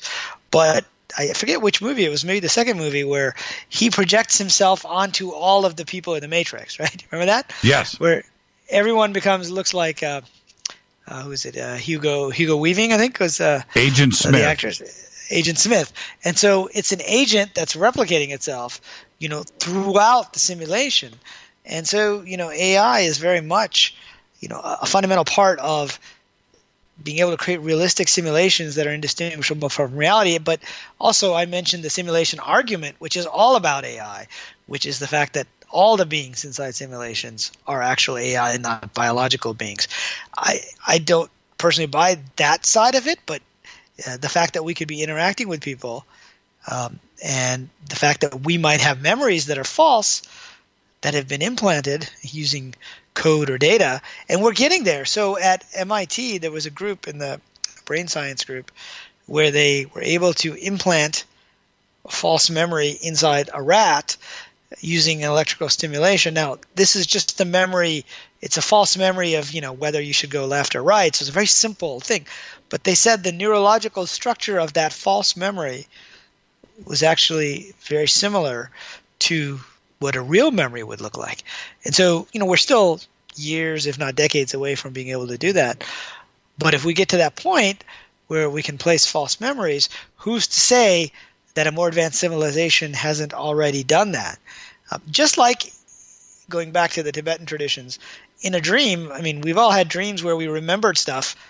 Then when you wake up, you realize that's not a real memory. That was a memory from within that dream world and of that character. It's like the backstories, in NPCs within video games that can be like false memories.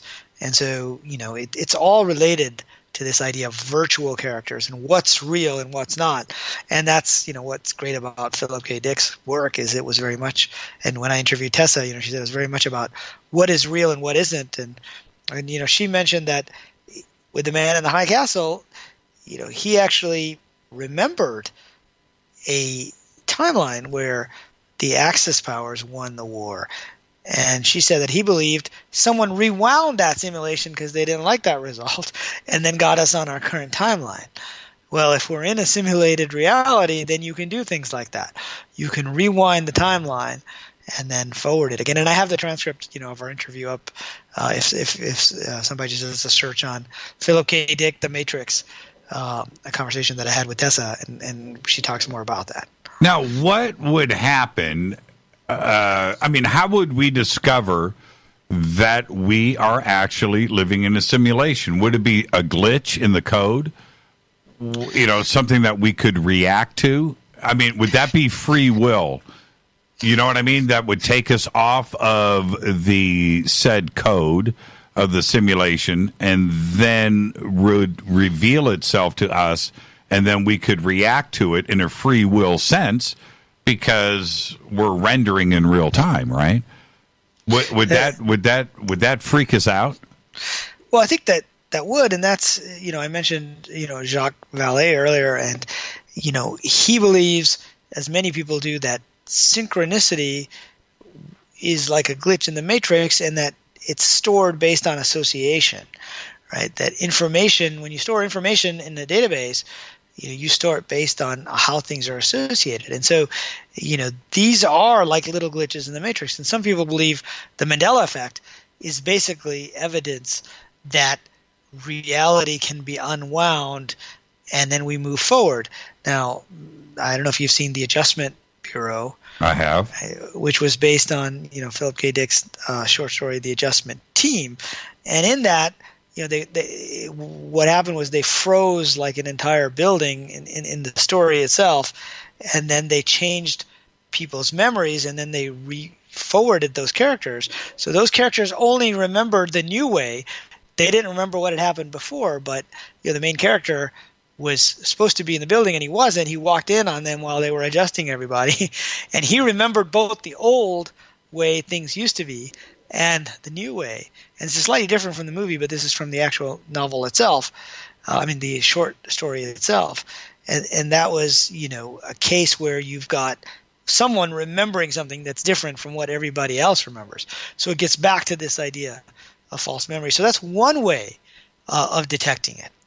Another way is that there's a series of physicists who believe that, as we do more delayed choice experiments, so there's a physicist named Tom Campbell who wrote a book called My Big Toe, My Big Theory of Everything, and they are doing some experiments with some folks at Caltech to show that in fact the world is rendered only when we observe it. That's been true at the subatomic level, but they wanted to do a series of experiments which build on the delayed choice experiment I was talking about earlier, where you don't make the choice until 3 steps down the road. And so if they can verify that all those 3 steps aren't rendered until the choice is made, they believe you can prove that it's just like a video game. So that's another way. Now there's yet a different way. Some people believe we can detect that we have pixels. Right, so pixels are the basis of rendered worlds in our video games, and so the question is the physical universe pixelated? Right. Right. And many people think that it is. I remember first hearing about Zeno's paradox, right, which is a Greek philosopher who had many paradoxes, but one of his main paradoxes was with Achilles and a tortoise. And he said if Achilles needs to catch up to the tortoise, first he has to get halfway to, between himself and the tortoise. And then he has to get halfway between that, and then halfway between that. And so if distance was continuous, you could always go halfway, and you would never quite reach it. The same idea of how do you actually touch the wall with your finger, because you always have to go halfway. And so at some point, there has to be something that says, okay, you've gone over the smallest possible limit to fill the gap. Otherwise, you would just keep going half and half and half forever ad infinitum. And that smallest point would be like a pixelization of space. And it turns out there is a value like that. It's Planck's constant.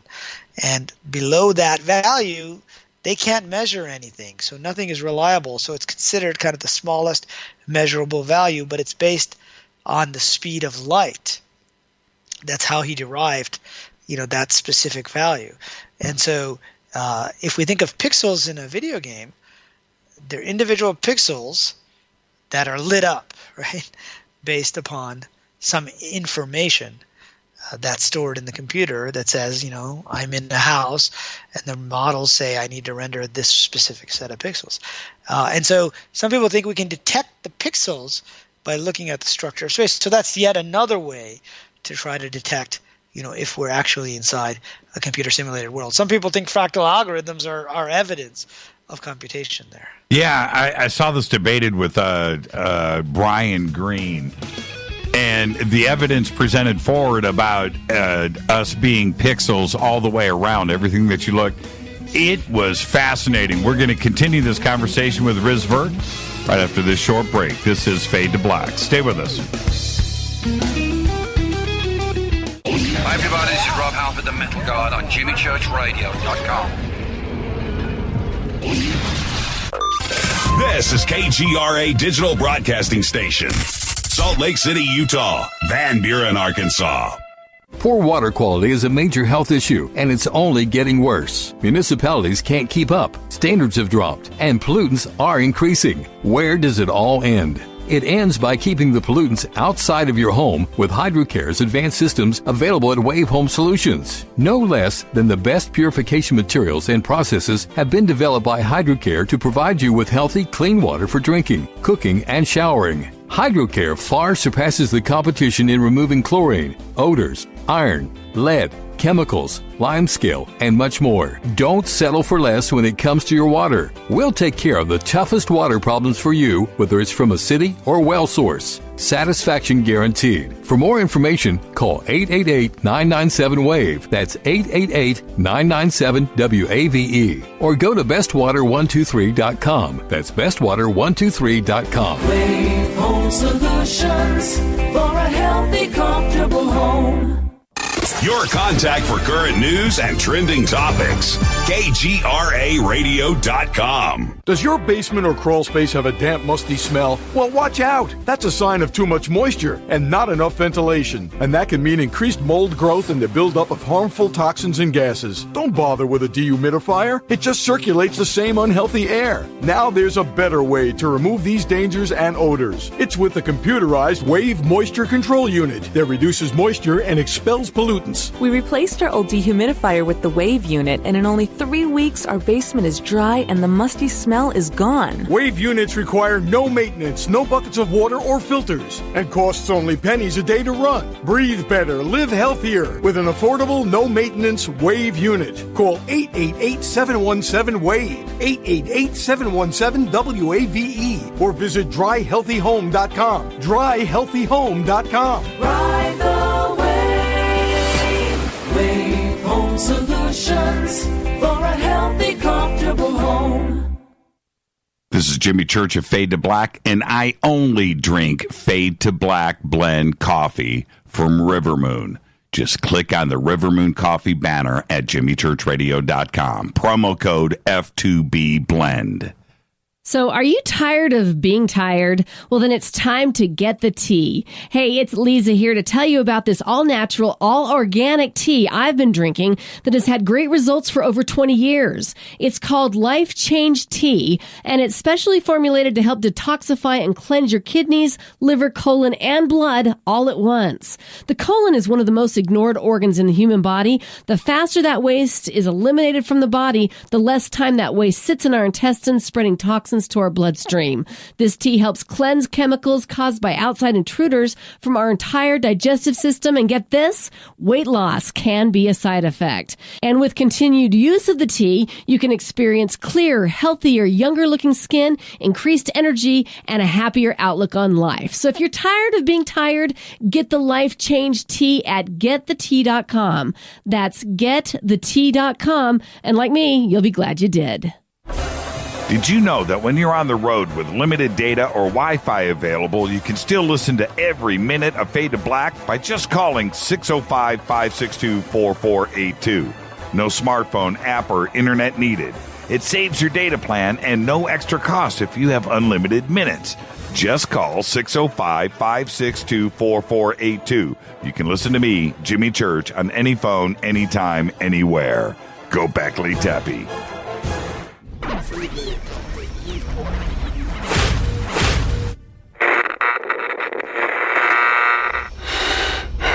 You want to know a secret? I love ponies. I really love ponies. I'm serious.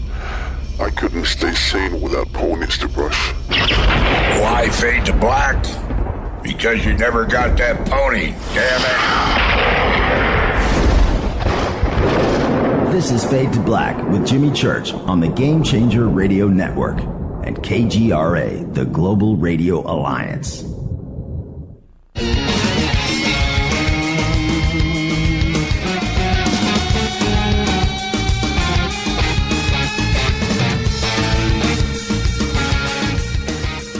Welcome back, Fade to Black. I am your host, Jimmy Church. Okay, a couple of updates. His name was Mouse. It was not Rat in the Matrix. His name was Mouse, so I got that up. And then also over in Twitter, everybody's, I don't remember the animation episodes of Fringe. All you got to do is look it up. I just posted a picture. Here is Leonard Nimoy, and there's a still from some of the episodes of Fringe that were in animation that were incredible. All you got to do is search it, Fringe animation episodes, and you'll get thousands of images, but there's one there. And I wanted to say this. This is where I want to go next. Some of the philosophical sides of the simulation hypothesis. At Universal Studios here in Los Angeles, Riz, and City Walk, they used to have, they don't have them anymore, but they, for years, they had these 4 virtual roller coasters that you could ride. And one was like in a mine shaft, and one was in outer space, and one was, whatever, and one was traditional. But they were free. If you went, paid for City Walk, you could ride these, right? And me and my friends, we would just ride them one after another. We'd come off. And it was virtual. You're sitting in a chair that's moving, right? And you've got this 3D surround of this roller coaster and the noise and the clanking and everything. But I didn't care. It wasn't a real roller coaster, but it was just as exciting. It felt real, right? It felt real. Now, if we're living in a simulation, do we care? Well, that's an interesting question, and that reminds me of the Back to the Future ride at Universal Studios in Florida, which I don't know if they still have it there, but you were in, the DeLorean, and you were basically, it would move left and right. So it has kind of what we consider haptic or kinesthetic responses, kind of like in a movie theater where they've got the chairs that vibrate, and there's an explosion on the screen. And so, I think our technology, and I'm a video game guy, and our technology is getting to that point where, I mentioned the ping pong game earlier, where I thought I was really there. But if you look at something like Ready Player One, the movie that came out from Steven Spielberg last year and based on the book by Ernest Cline, they would wear haptic suits while they were inside the virtual reality, right? So they could feel if they were being punched, and they would be on these treadmills, these omnidirectional treadmills, so they could feel like they were actually moving. And many people preferred the reality inside the Oasis, to the physical reality that was described in that novel, which is kind of a dystopian future. And so, it's an interesting question. What does it matter? What does it matter? If you feel the same emotions, you're still dealing with the implications of breaking the law or murder or morals and ethics and, of course, food and experiences and dreams and everything. If what would it matter? Should we care? Would you care? I personally would, but it's a question that many people ask, and it's one of the areas that in the simulation hypothesis you get a certain percentage of people. So I get interesting reactions when I talk about this. Right, there are some of the scientists who say, "Oh, that's just like religion. Therefore, we don't want to take it seriously." And then sometimes you go far on the religious or consciousness side, and they say, "Oh, that's just AI, and we're not AI. We're conscious beings. Therefore, we can't take the simulation hypothesis seriously." And it's when you've got both sides kind of unhappy with it that I know we must be onto something here. that we're really bridging this gap. But then a third reaction sometimes is, well, what does it matter? Let's forget about it. But wouldn't you want to know if you were inside a holodeck, right, to know that there was an actual spaceship Enterprise outside the holodeck?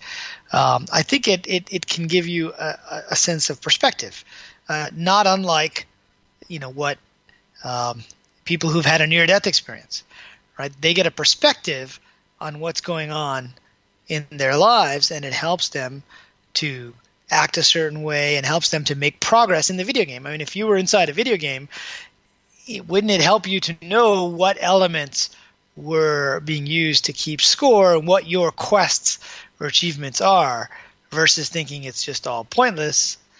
So I personally would want to know, but maybe not everyone would want to know.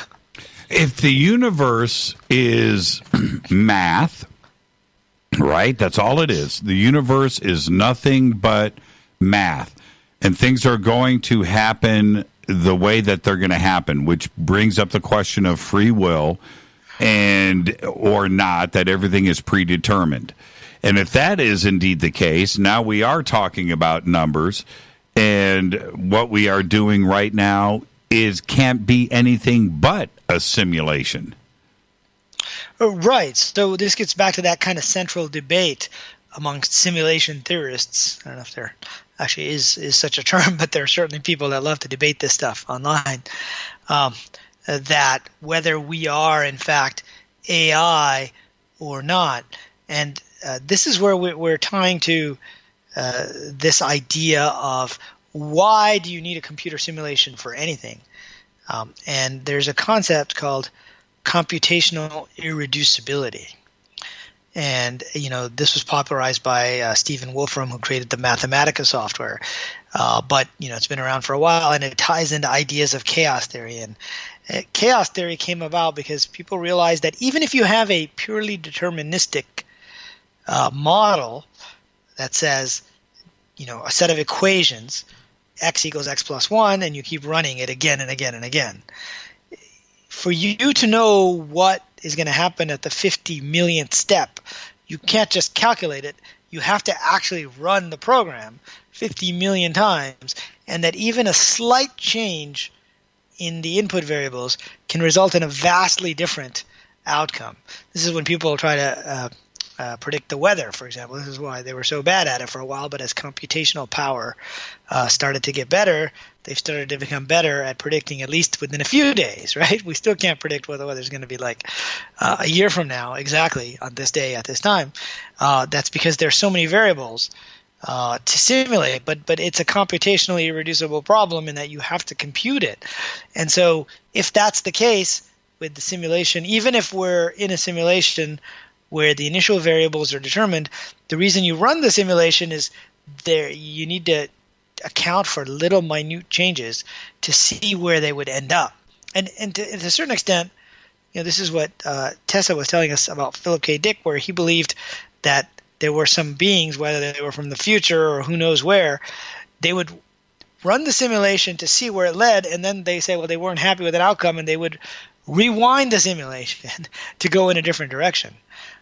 So there has to be some element of randomness or free choice there. And, I tend to believe that just like a video game, there may be limited choices, but you are free to kill the orc or not in the video game. So the player who is controlling the character does have the option of changing things, and that leads to a different result in the simulation itself. Well, if we accept the simulation hypothesis, let's go there for a second and let's table that.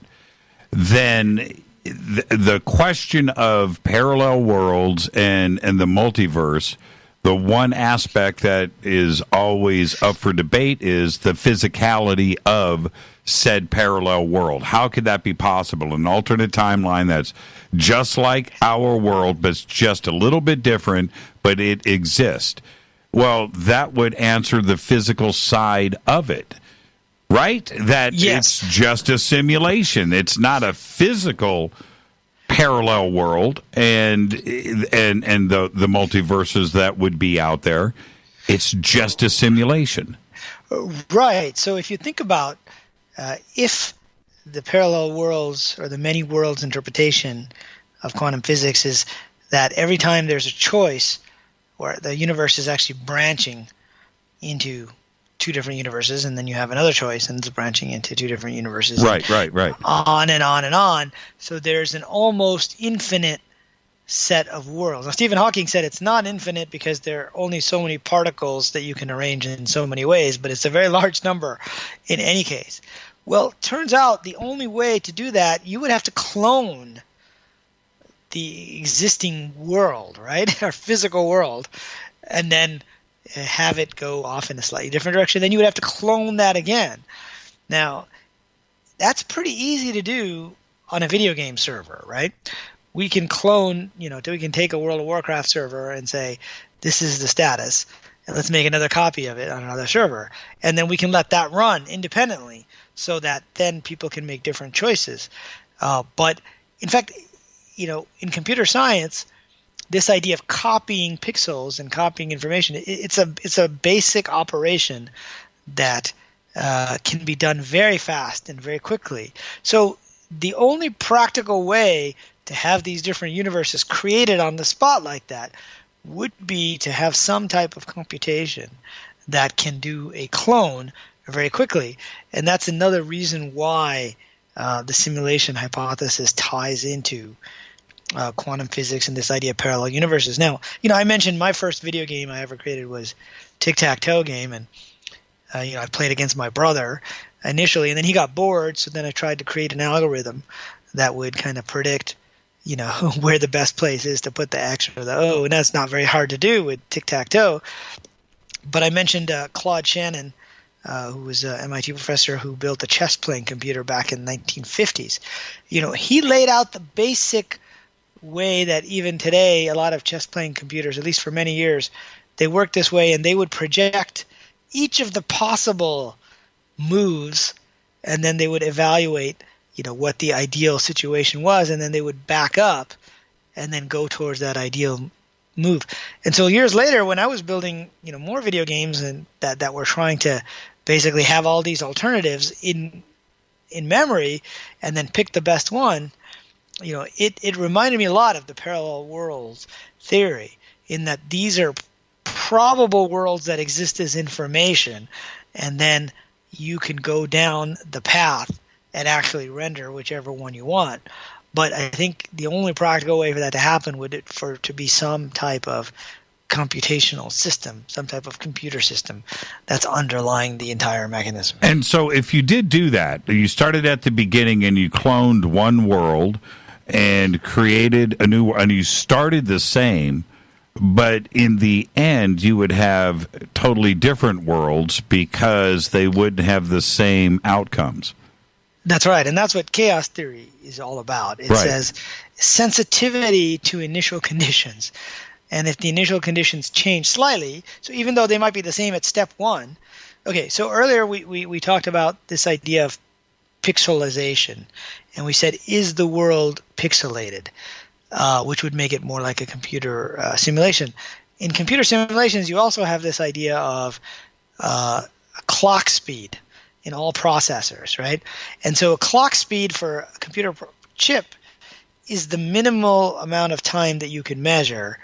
So you can't go underneath that. So if you're inside a video game that's running on a processor with a clock speed of, say, 1 millisecond, and the numbers are actually way smaller than 1 millisecond, but you cannot measure anything that happens at less than that. And so in a simulation, you have these discrete steps. Now, you can have multiples of that clock speed. So you might say simulate a population of fruit flies. Every step is considered 1 year, where the fruit flies, die and then they reproduce. And you say after 10 years, what's the population of fruit flies? And so this is how chaos theory actually developed, was that even little changes somewhere on step 2 ended up producing a vastly different outcome, down the road. And so that's exactly what could be happening, with these parallel worlds, is that even a small change in steps 2 or 3, and in quantum physics they talk about a very large number, almost infinite set of possibilities and multiverses that are out there. Tying back to lighten up the quantum physics, we tie back to science fiction. There's the CW series The Flash, right?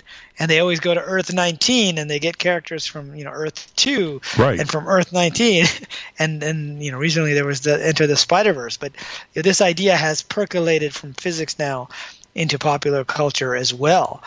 But the question of whether they're real or computed is an interesting one, but if they're all simulated, then I guess it doesn't really matter. Well, okay, so now you've written a book, you've compiled all of this information, you've researched not only the science, but the religion side and the science fiction side. What have you learned? Is it possible? I asked you earlier if you would upload yourself, right? And you said, probably not, right? You're happy in this world that we live in. But what have you learned? Are we living in a simulation? Is it possible? Yeah, I think it's not only possible, I think it's probable. It's more likely that what we think of as the physical world is actually a computed world based on information, computation, and algorithms than the materialistic model. I mean, the materialistic model, when you get right down to it and you talk to the physicists, as you look inside the atom, there is no physical object there. It's really a set of relationships and information. And so if that's the case, that sounds so much like the video game world that I've been in. And so as I researched these things, initially it was the spark of it was like a little bit of an idea that this could be serious. But the more I investigated the physics, the more that I investigated the quantum side of it, the more that I looked at quantum computing and how it could be used to simulate the world, I saw the parallels with these spiritual and religious traditions, which I've also spent a lot of time studying. And so for me, this is the one theory that can bring together these different ways of looking at the universe in the search for truth. So, while we cannot say 100% yes, we are in a simulation, what I've learned is I think it's much more likely that we are in some type of an information-based simulated world than not. I think the model of being in a physical world just doesn't match, many of the findings of either quantum physics or of what we've been hearing from mystics and spiritual traditions. It certainly answers a lot of questions.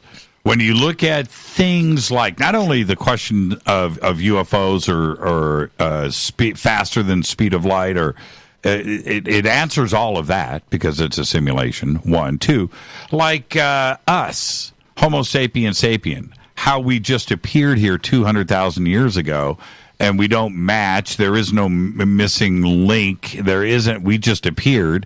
Well, maybe we're just NPCs in a simulation. Right? Or who built the pyramids? We can't figure that out. Well, if it's just something that's created in a simulation, right? It seems to answer all of those puzzling questions we have about ourselves.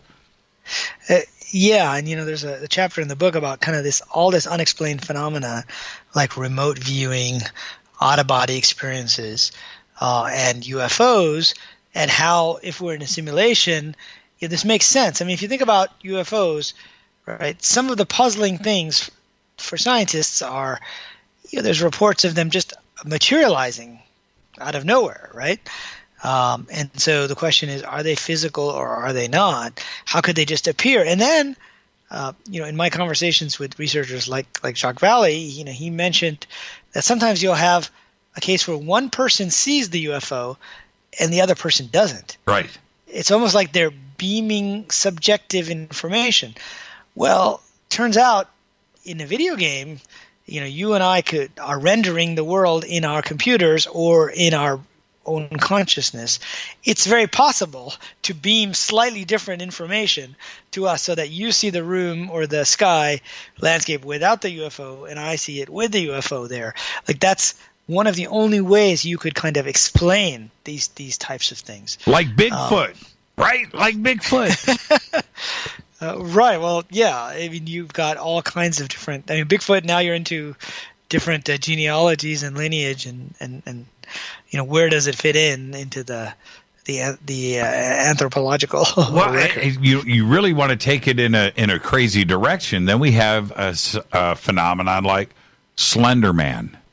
Right? And if we're living in a simulation, that certainly answers a lot of questions about Slender Man or ghosts or the paranormal. Right.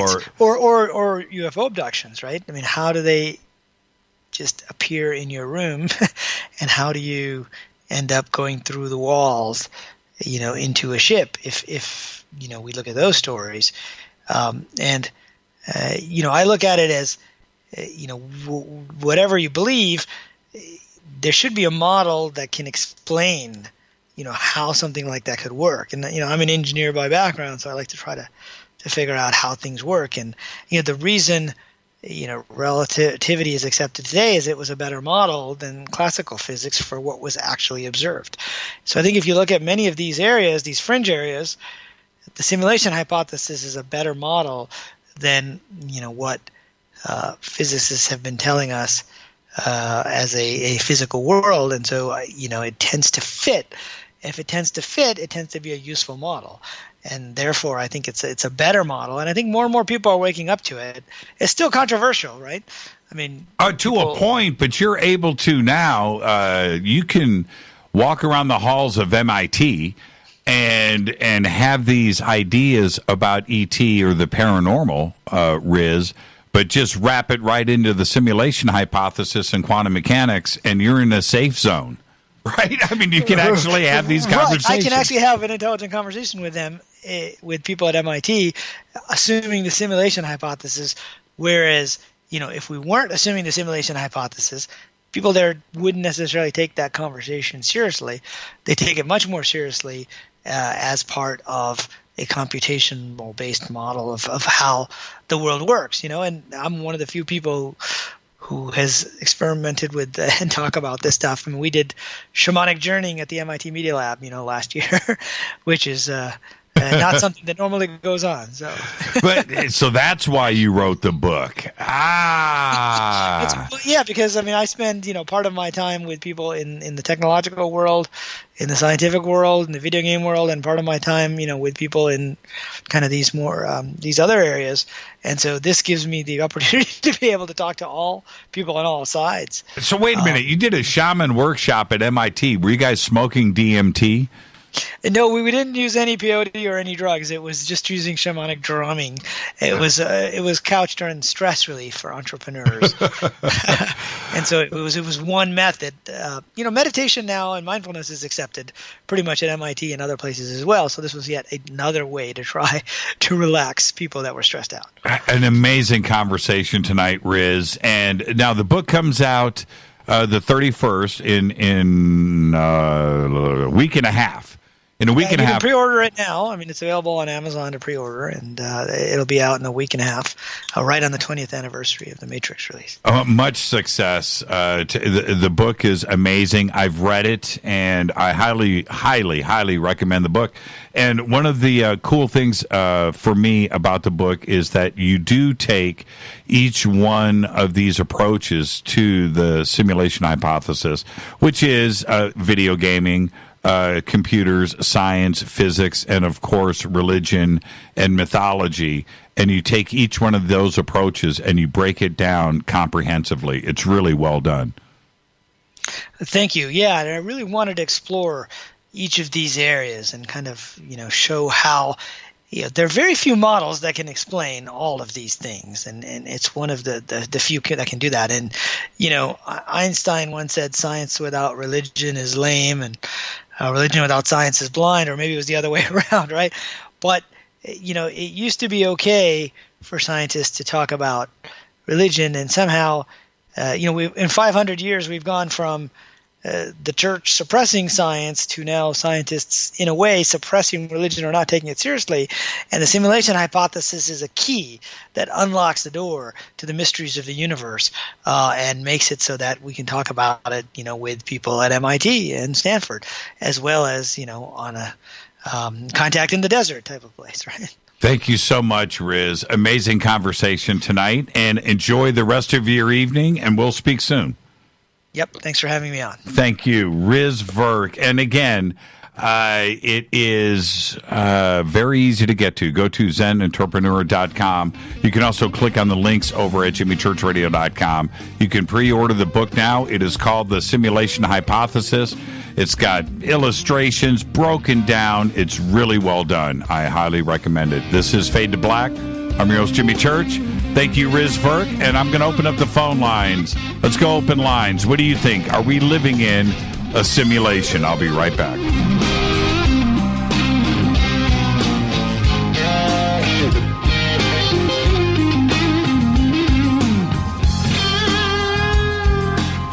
Hey, what up, Josh? You are listening to my boy, Jimmy Church, on JimmyChurchRadio.com. Despite popular opinion, reading a book will not make you smarter.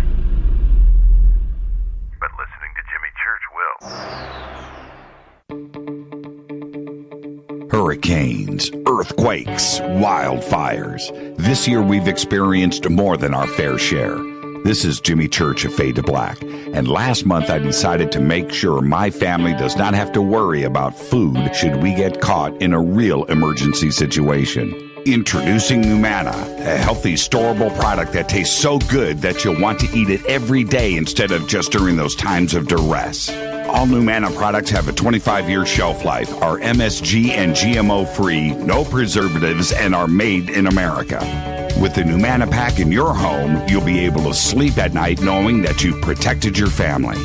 Not only have I tasted and tested, I own it. Now you can too. Just click on the Numana banner on JimmyChurchRadio.com and use the promo code Jimmy when you order. In addition to a discount, we'll send you an autographed Fade to Black t-shirt. Seriously, go Beckley Tappy. This is Jimmy Church of Fade to Black, and I take Life Change Tea supplements every single day. It's what I do. Click on their banner at JimmyChurchRadio.com. When you take the beans from Central America with dashes of Indonesian and African mixed in and then roasted to the dark side of Fade to Black, you create the ultimate brew of fringe. Introducing the Fade to Black blend from Rivermoon Coffee. Yes, Rivermoon's darkest customized roast was created for the love of Fade to Black. The alchemy of masterful roasting and smoking the beans is in every sip of this full-bodied, dark Java. I need my coffee dark, deep, with distinct bittersweet chocolate highlights, just like the bunker. Leaning further into the darkness of the roast is Fade to Black blend from Rivermoon Coffee. Just click on the banner at JimmyChurchRadio.com and use the promo code F2BBLEND for 15% off of your order today. Go Beckley Tappy.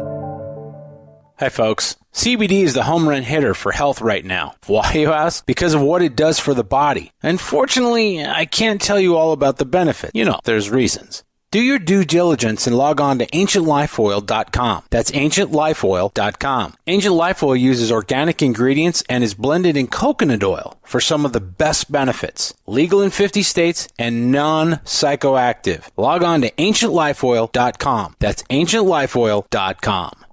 This is Jimmy Church of Fade to Black, and my family is safe because of Numana Emergency Food Storage. Just go to the Numana banner at JimmyChurchRadio.com. Promo code Jimmy10. Are you intrigued by paranormal talk radio? You'll love the new paranormal radio app from TalkStream Live. You'll find a great selection of talk shows covering UFOs, ghosts, strange phenomena, and much more. Download the Paranormal Radio app now and start listening to the very best in paranormal talk entertainment, including the network you're listening to right now, the Paranormal Radio app, free in Google Play and the iOS App Store. This is Erica, Brittany, Gabby, and you're listening to JimmyChurchRadio.com. It's not a lifestyle we chose. We were born this way. KGRARadio.com.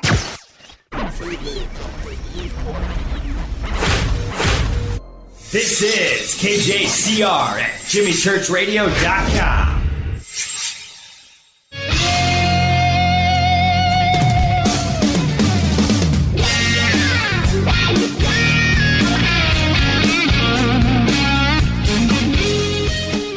Welcome back. Fade to Black. Open lines right now.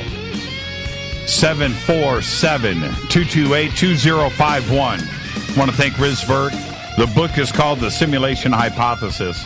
Are we living in a simulation? Pretty interesting answer at the end of the show there, where Riz said very highly probable. And he's one of the smartest people on this planet. Let's go to the phones. Hi, you're live on Fade to Black. Who's calling? Hey, Jimmy, it's Sandy from Dallas. How you doing? Hi, Sandy from Dallas. How are you? Well, listen, I don't get to travel that much, but you all give me the trip of a lifetime right now. It's pretty cool. Are we living? Yeah, I know, right? Are we living in a simulation, Sandy? There's got to be something. I can wrap my head around me simulating my own life. I can wrap my head around that. The reason I call is my husband worked on Doom 3, worked in video games his whole life. Right. Oh, he did. He worked on Doom 3. Was that Arena? Or was that Quake? Quake was Arena. What was Doom 3 called? Or was it just Doom 3? I played it. I just don't remember it, what the title was. But so what did he do for the game? Sandy, are you there? I lost Sandy. Sandy. I lost Sandy. Okay, Sandy, call me back. I've got your number right here. Let's keep the phones going. And 747-228-2051. Hi, you're live on Fade to Black. Who's calling? Good evening, Jim. It's Mike in Montana. Hi, Mike in Montana. How you doing, man? Pretty good. Is your guest still with? No, he's gone. Riz? Oh, well, I was going to say, he's one scary dude. What's that? He's pretty scary dude because everything he said is pretty much a possibility. At some point in time, we're going to be faced with, I don't know if the reality of what we're really in, like a matrix system or whatever, but it makes a lot of sense. Are you okay with it? If it was revealed tomorrow that that's it, we're just NPCs, right? We're just players in a game. Are you okay with it? Well, I mean, what does it change? Well, I have to say this. I did, at one point in my life when I was very, very young, I was 6, I drowned. And I experienced something I can't explain to other people. I didn't know anything about phenomenon or anything. And what I saw really, really amazed me. I'll just put it that way. And kind of kept me on the straight and narrow for most of my life. But if this is a simulation, what if we're the volunteers? What if we're the ones that volunteered to be here to do this, to experience this in some way, and then in reality, we never really truly died. Maybe we just go on. This is the entertainment. Hey, I'm going to sign up for a 50-year run or a 70-year run on the virtual reality thing, and to them it's 20, 30,000 year beings. Who knows? Maybe we are those beings. It kind of worries me that from what I've seen, if maybe what I saw when I drowned wasn't a part of that simulation, and if it was, it changes everything I think about life.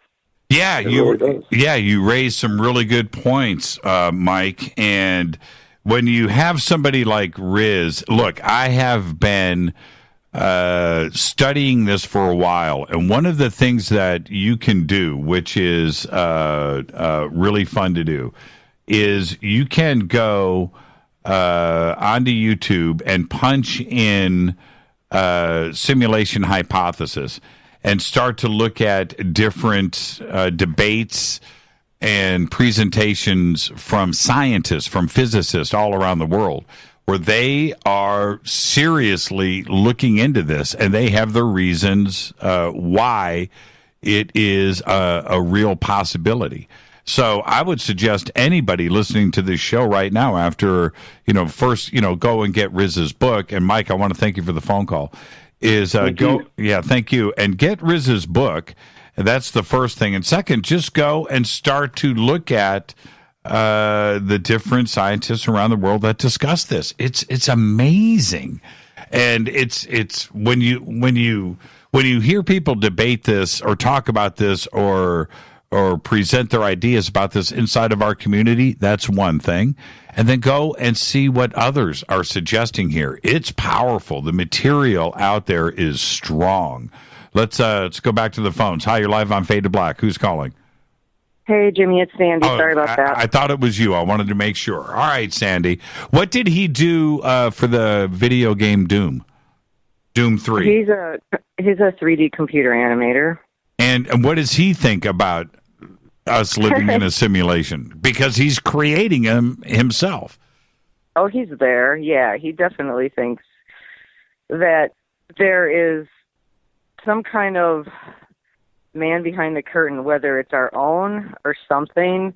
But we also are very, we walk with Jesus. And so we have that also. What?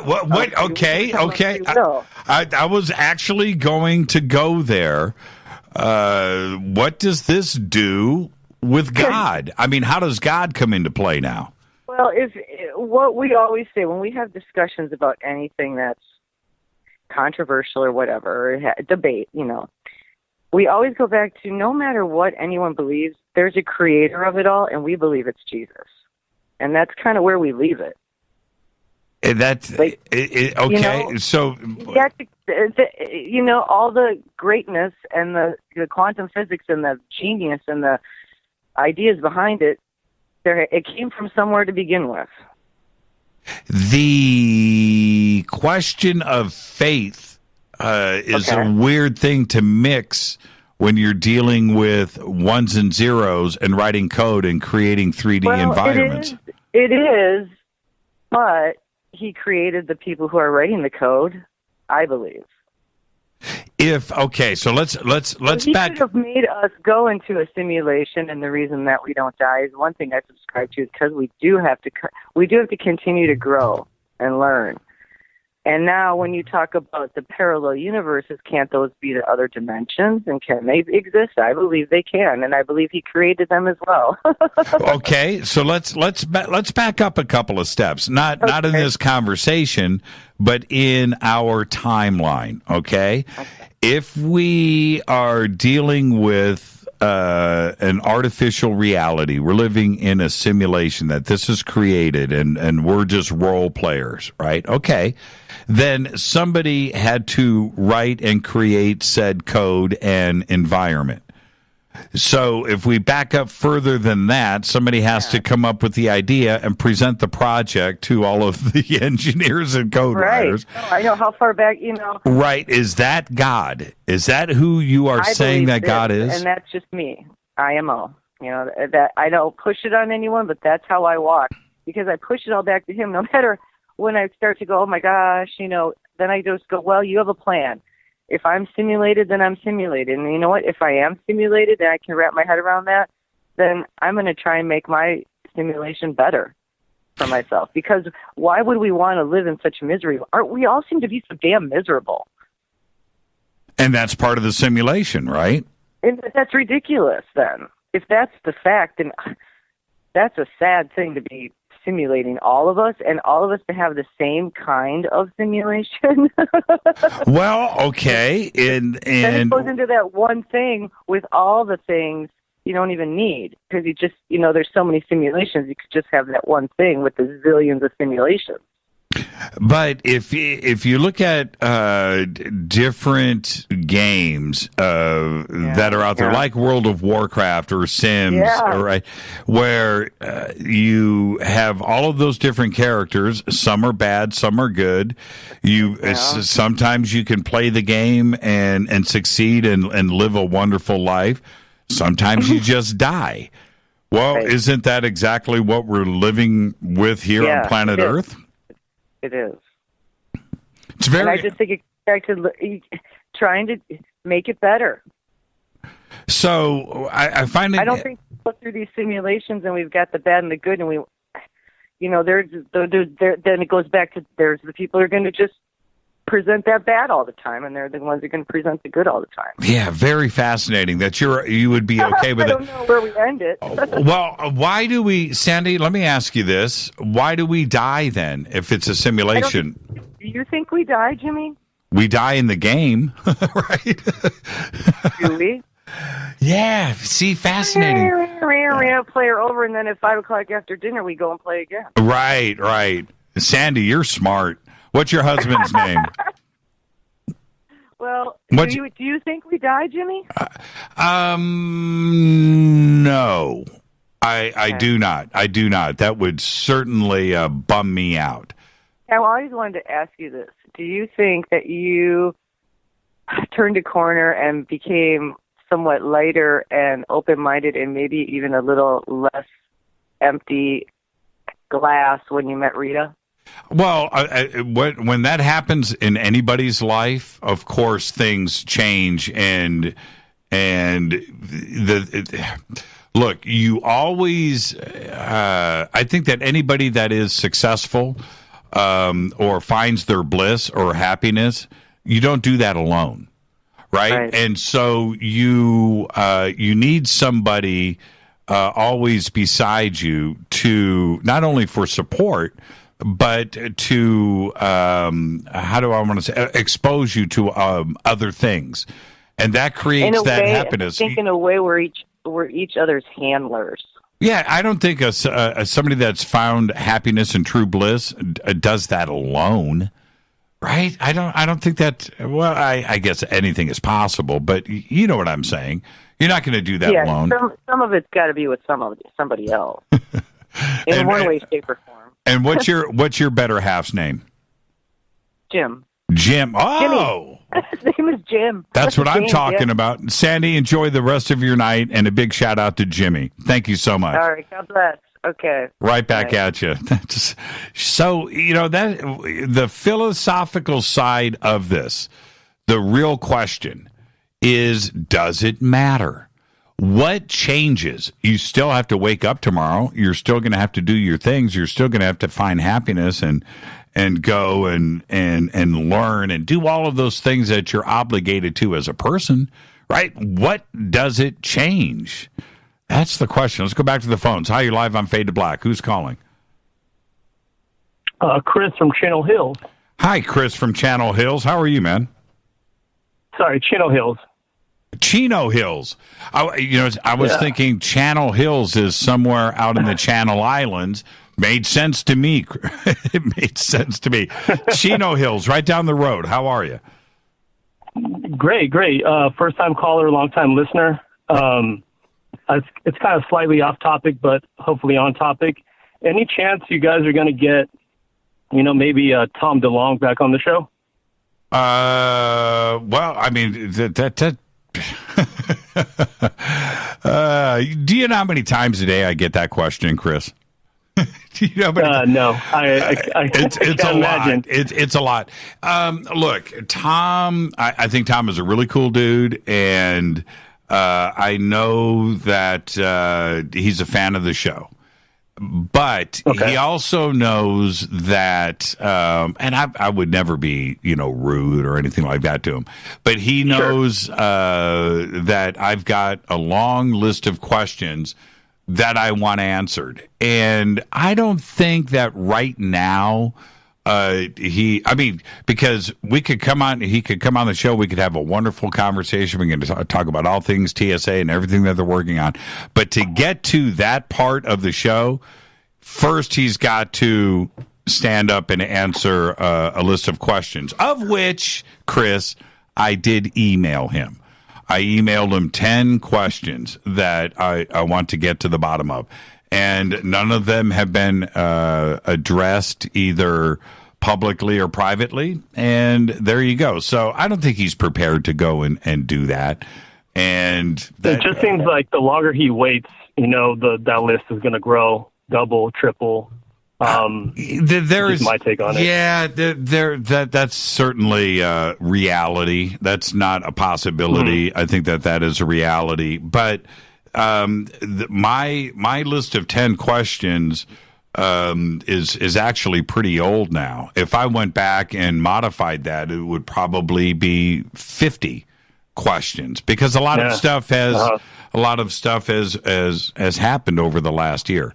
But the one thing that I'm thankful for, and I know that Tom listens to this show, the one thing that I'm thankful for is that he's out there pushing the UFO question further out into the public.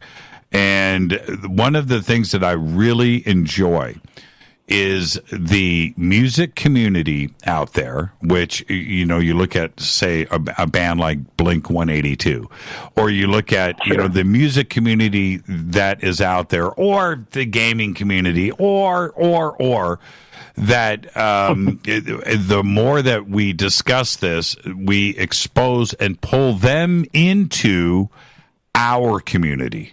You know what I mean? And that's what what Tom is tapping into, and I fully appreciate that.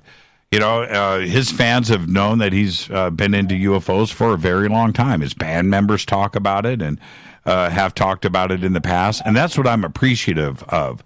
What I don't like are the mistakes. You know, that's the part that I don't appreciate, and those mistakes look bad back at our community. And if you don't answer to those and let us know why those things happened, then they're just going to linger. It's not going to ever go away. That's right. Yeah, I mean, Greer is actually one that got me into this whole, I guess, universe, if you will. And I had no idea that Tom DeLonge was even, you know, part of it. And I'm just wondering, is that beef still standing between the two, or are they kind of reconciled, or do you know where it stands at this point? Yeah, that's a question for Tom and Greer. Okay, this what you're talking about. I'll explain this to the audience. That Tom reached out to Dr. Greer many years ago when he started to get into the research of this and our community, and he hung out with Stephen and did some CE5 research with him, and they had a relationship and a friendship. So where that is today, or how those two look at each other, that's a question that needs to be, you know, thrown at either one of them. And, you know, I think out of respect the two of them have, I think that stuff will probably always stay private. I don't have any insight. Okay, so even if I did, I wouldn't say it on this show. But I mean, I admire both of them, and you know, it's I mean, hopefully, obviously, they can, you know, come to an understanding that we're all in this together. We're fighting for, I think, the same cause. That's to bring, you know, disclosure to the forefront. Well, I'll say this, Chris, and specifically talking about Tom and Dr. Greer. Those two are unique right now in our UFO community, and I'll tell you why. I truly believe, I really do, forget about the sensationalism when it comes to Dr. Greer and his claims and flying around the world with the royal families of whatever and CIA directors. Put all of that stuff aside. I know, I believe that Stephen is exposed and knows things that would blow our minds that he doesn't talk about and that he can't talk about. I really believe that. Okay, so I'm sure. I definitely believe that too. And it's the same thing with Tom. I truly believe, right, that Tom actually knows things. I do. He's way too exposed into the inner workings, just like Dr. Greer is. But I have the same issues with the both of them. And that is this. If you are truly in possession of the knowledge, and I do believe that both of them are, then come forward. Don't continue with, you guys can't handle the real truth.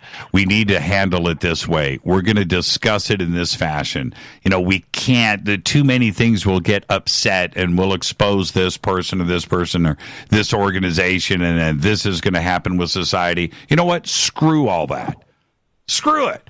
If you are in possession with the real stuff, bring it. Bring it. If I had it, right? If I had some top secret stuff, I'm yapping. I'm yapping. I'm going out. So would I. I mean, Greer tapped into something. I mean, I've tried a CE5 protocol and it works. I couldn't believe what I was seeing, and it just goes to show you. I mean, obviously he was I don't know the backstory about it. He somehow communicating with ET, and they went over this protocol and developed it together. But who knows where that came from? But his method works. I've tried it. I mean, a handful of times, and it's just crazy what's out there, and they really just need to bring it to the forefront. Yeah, Chris, the CE5 protocol, which I've done with Costas Macraeus and his wife. I think this is my take. All right, this is just my own personal experience. That there is something going on with that at a consciousness level. There is something going on within the ether, and you're letting something out there know that you want contact, and whether it's ET or something interdimensional, it's us from the future. I don't know what it is, but certainly things appear. And I don't think you necessarily need to. In fact, I know you don't. To follow the CE5 protocols by the book, and do a ceremony. No, all you got to do is show the intent. Because I go out there and trust me, I am the opposite of CE5. I'm loud. I'm stupid. I think I've heard you say that before. Ask anybody that's done it with me. Right? It's just about being happy, open-minded, and wanting something to happen. And I'm telling you, man, I've been out there with a couple of hundred people, and we've lit up the skies. And I could go out in my backyard here in Burbank and look up and see nothing, but in the same sky, 50 miles away, and going out, it's the same stars, it's the same thing, it's the same stuff, and suddenly we're lighting up the skies with craziness. I can't explain that, but I think it's about intent. And just letting them know that you're cool and that you're here to have some fun, and that's my take. I totally agree. I mean, Chino Hills is, you're probably kind of familiar with it. It's somewhat densely populated, and I've done it in a neighborhood, and, things appeared, and I guess, for whatever reason, they felt it was okay to do so, but I did notice an increase in helicopter activity the weeks following that. So yeah, very I don't know if interesting. there's any connection, or it was just kind of odd coincidence right there. Man, I've got my night vision goggles right here in the bunker. I think I'm going to take them home with me tonight and go jump in the backyard for a few minutes. There you go. All right, Chris. Hey, man, first-time caller, man. Don't be a stranger. Thank you so much. Hey, no problem, Jimmy. And one more thing. Can you take me out Gobekli Tepe style? Gobekli Tepe, Chris. Yeah. I'll talk to you, man. Have a good night. All right, too. Thanks. Gobekli Tepe. Gobekli Tepe. I found my that Mate Meyer sent us. I found the Gobekli Tepe T-shirts. They were in a drawer, and I've got to start wearing those again. Man, those things are too cool. Yeah, as I wind down here, I do want to thank Riz Virk for an amazing conversation tonight. When it comes to the simulation hypothesis, I left something out, and we didn't go there tonight, and I don't know why we didn't. It kept popping in, and that is Tron. Okay, Tron, especially the part 2 and the remake were pretty cool, but the original Tron. Now, what a futuristic look that was into the simulation hypothesis, right? Think about that for a second. But the movie Tron was something else, like The Matrix, where I watched it over and over again. I had the videotape for Tron, and I went through a couple of months where I watched that nearly every single day. And this was in the 80s. Got my first VCR, got a copy of Tron, and I watched it over and over again. And I started to ask some of those fundamental questions in watching Tron. In that, would I do it? I thought it was pretty exciting, right? The possibility of living like that on a motherboard in a chipset with other computer programs, right? And that was like the precursor for The Matrix, and the simulation hypothesis, if you think about it. And it started for me a path down a road that I'm actually very comfortable with. Would you know the difference if you were living? Do you remember the first time that what's his name, Floyd, where he shows up and he's looking at his hands and he's wondering, he's looking around. He was okay with it. What did it change in his life, right? But it takes out the other questions, those questions of disease, right? You know, getting sick, sleep, and certainly mortality. All of that comes into play. What a great conversation tonight. Thank you, Riz Virk. The book is called The Simulation Hypothesis. All you have to do is go to his website, zenentrepreneur.com. The links are at jimmychurchradio.com. Just click and head straight there. Pre-order the book. It's releasing on the 20th anniversary of the release of The Matrix on March 31st in about 10 days.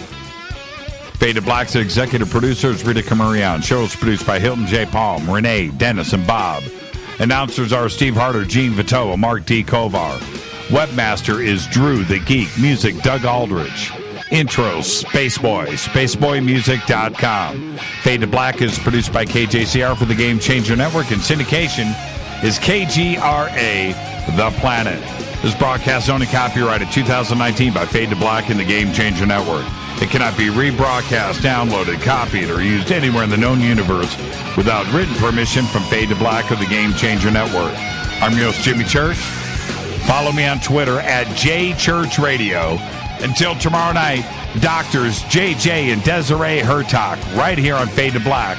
Everybody be safe. Go Beckley Tappy.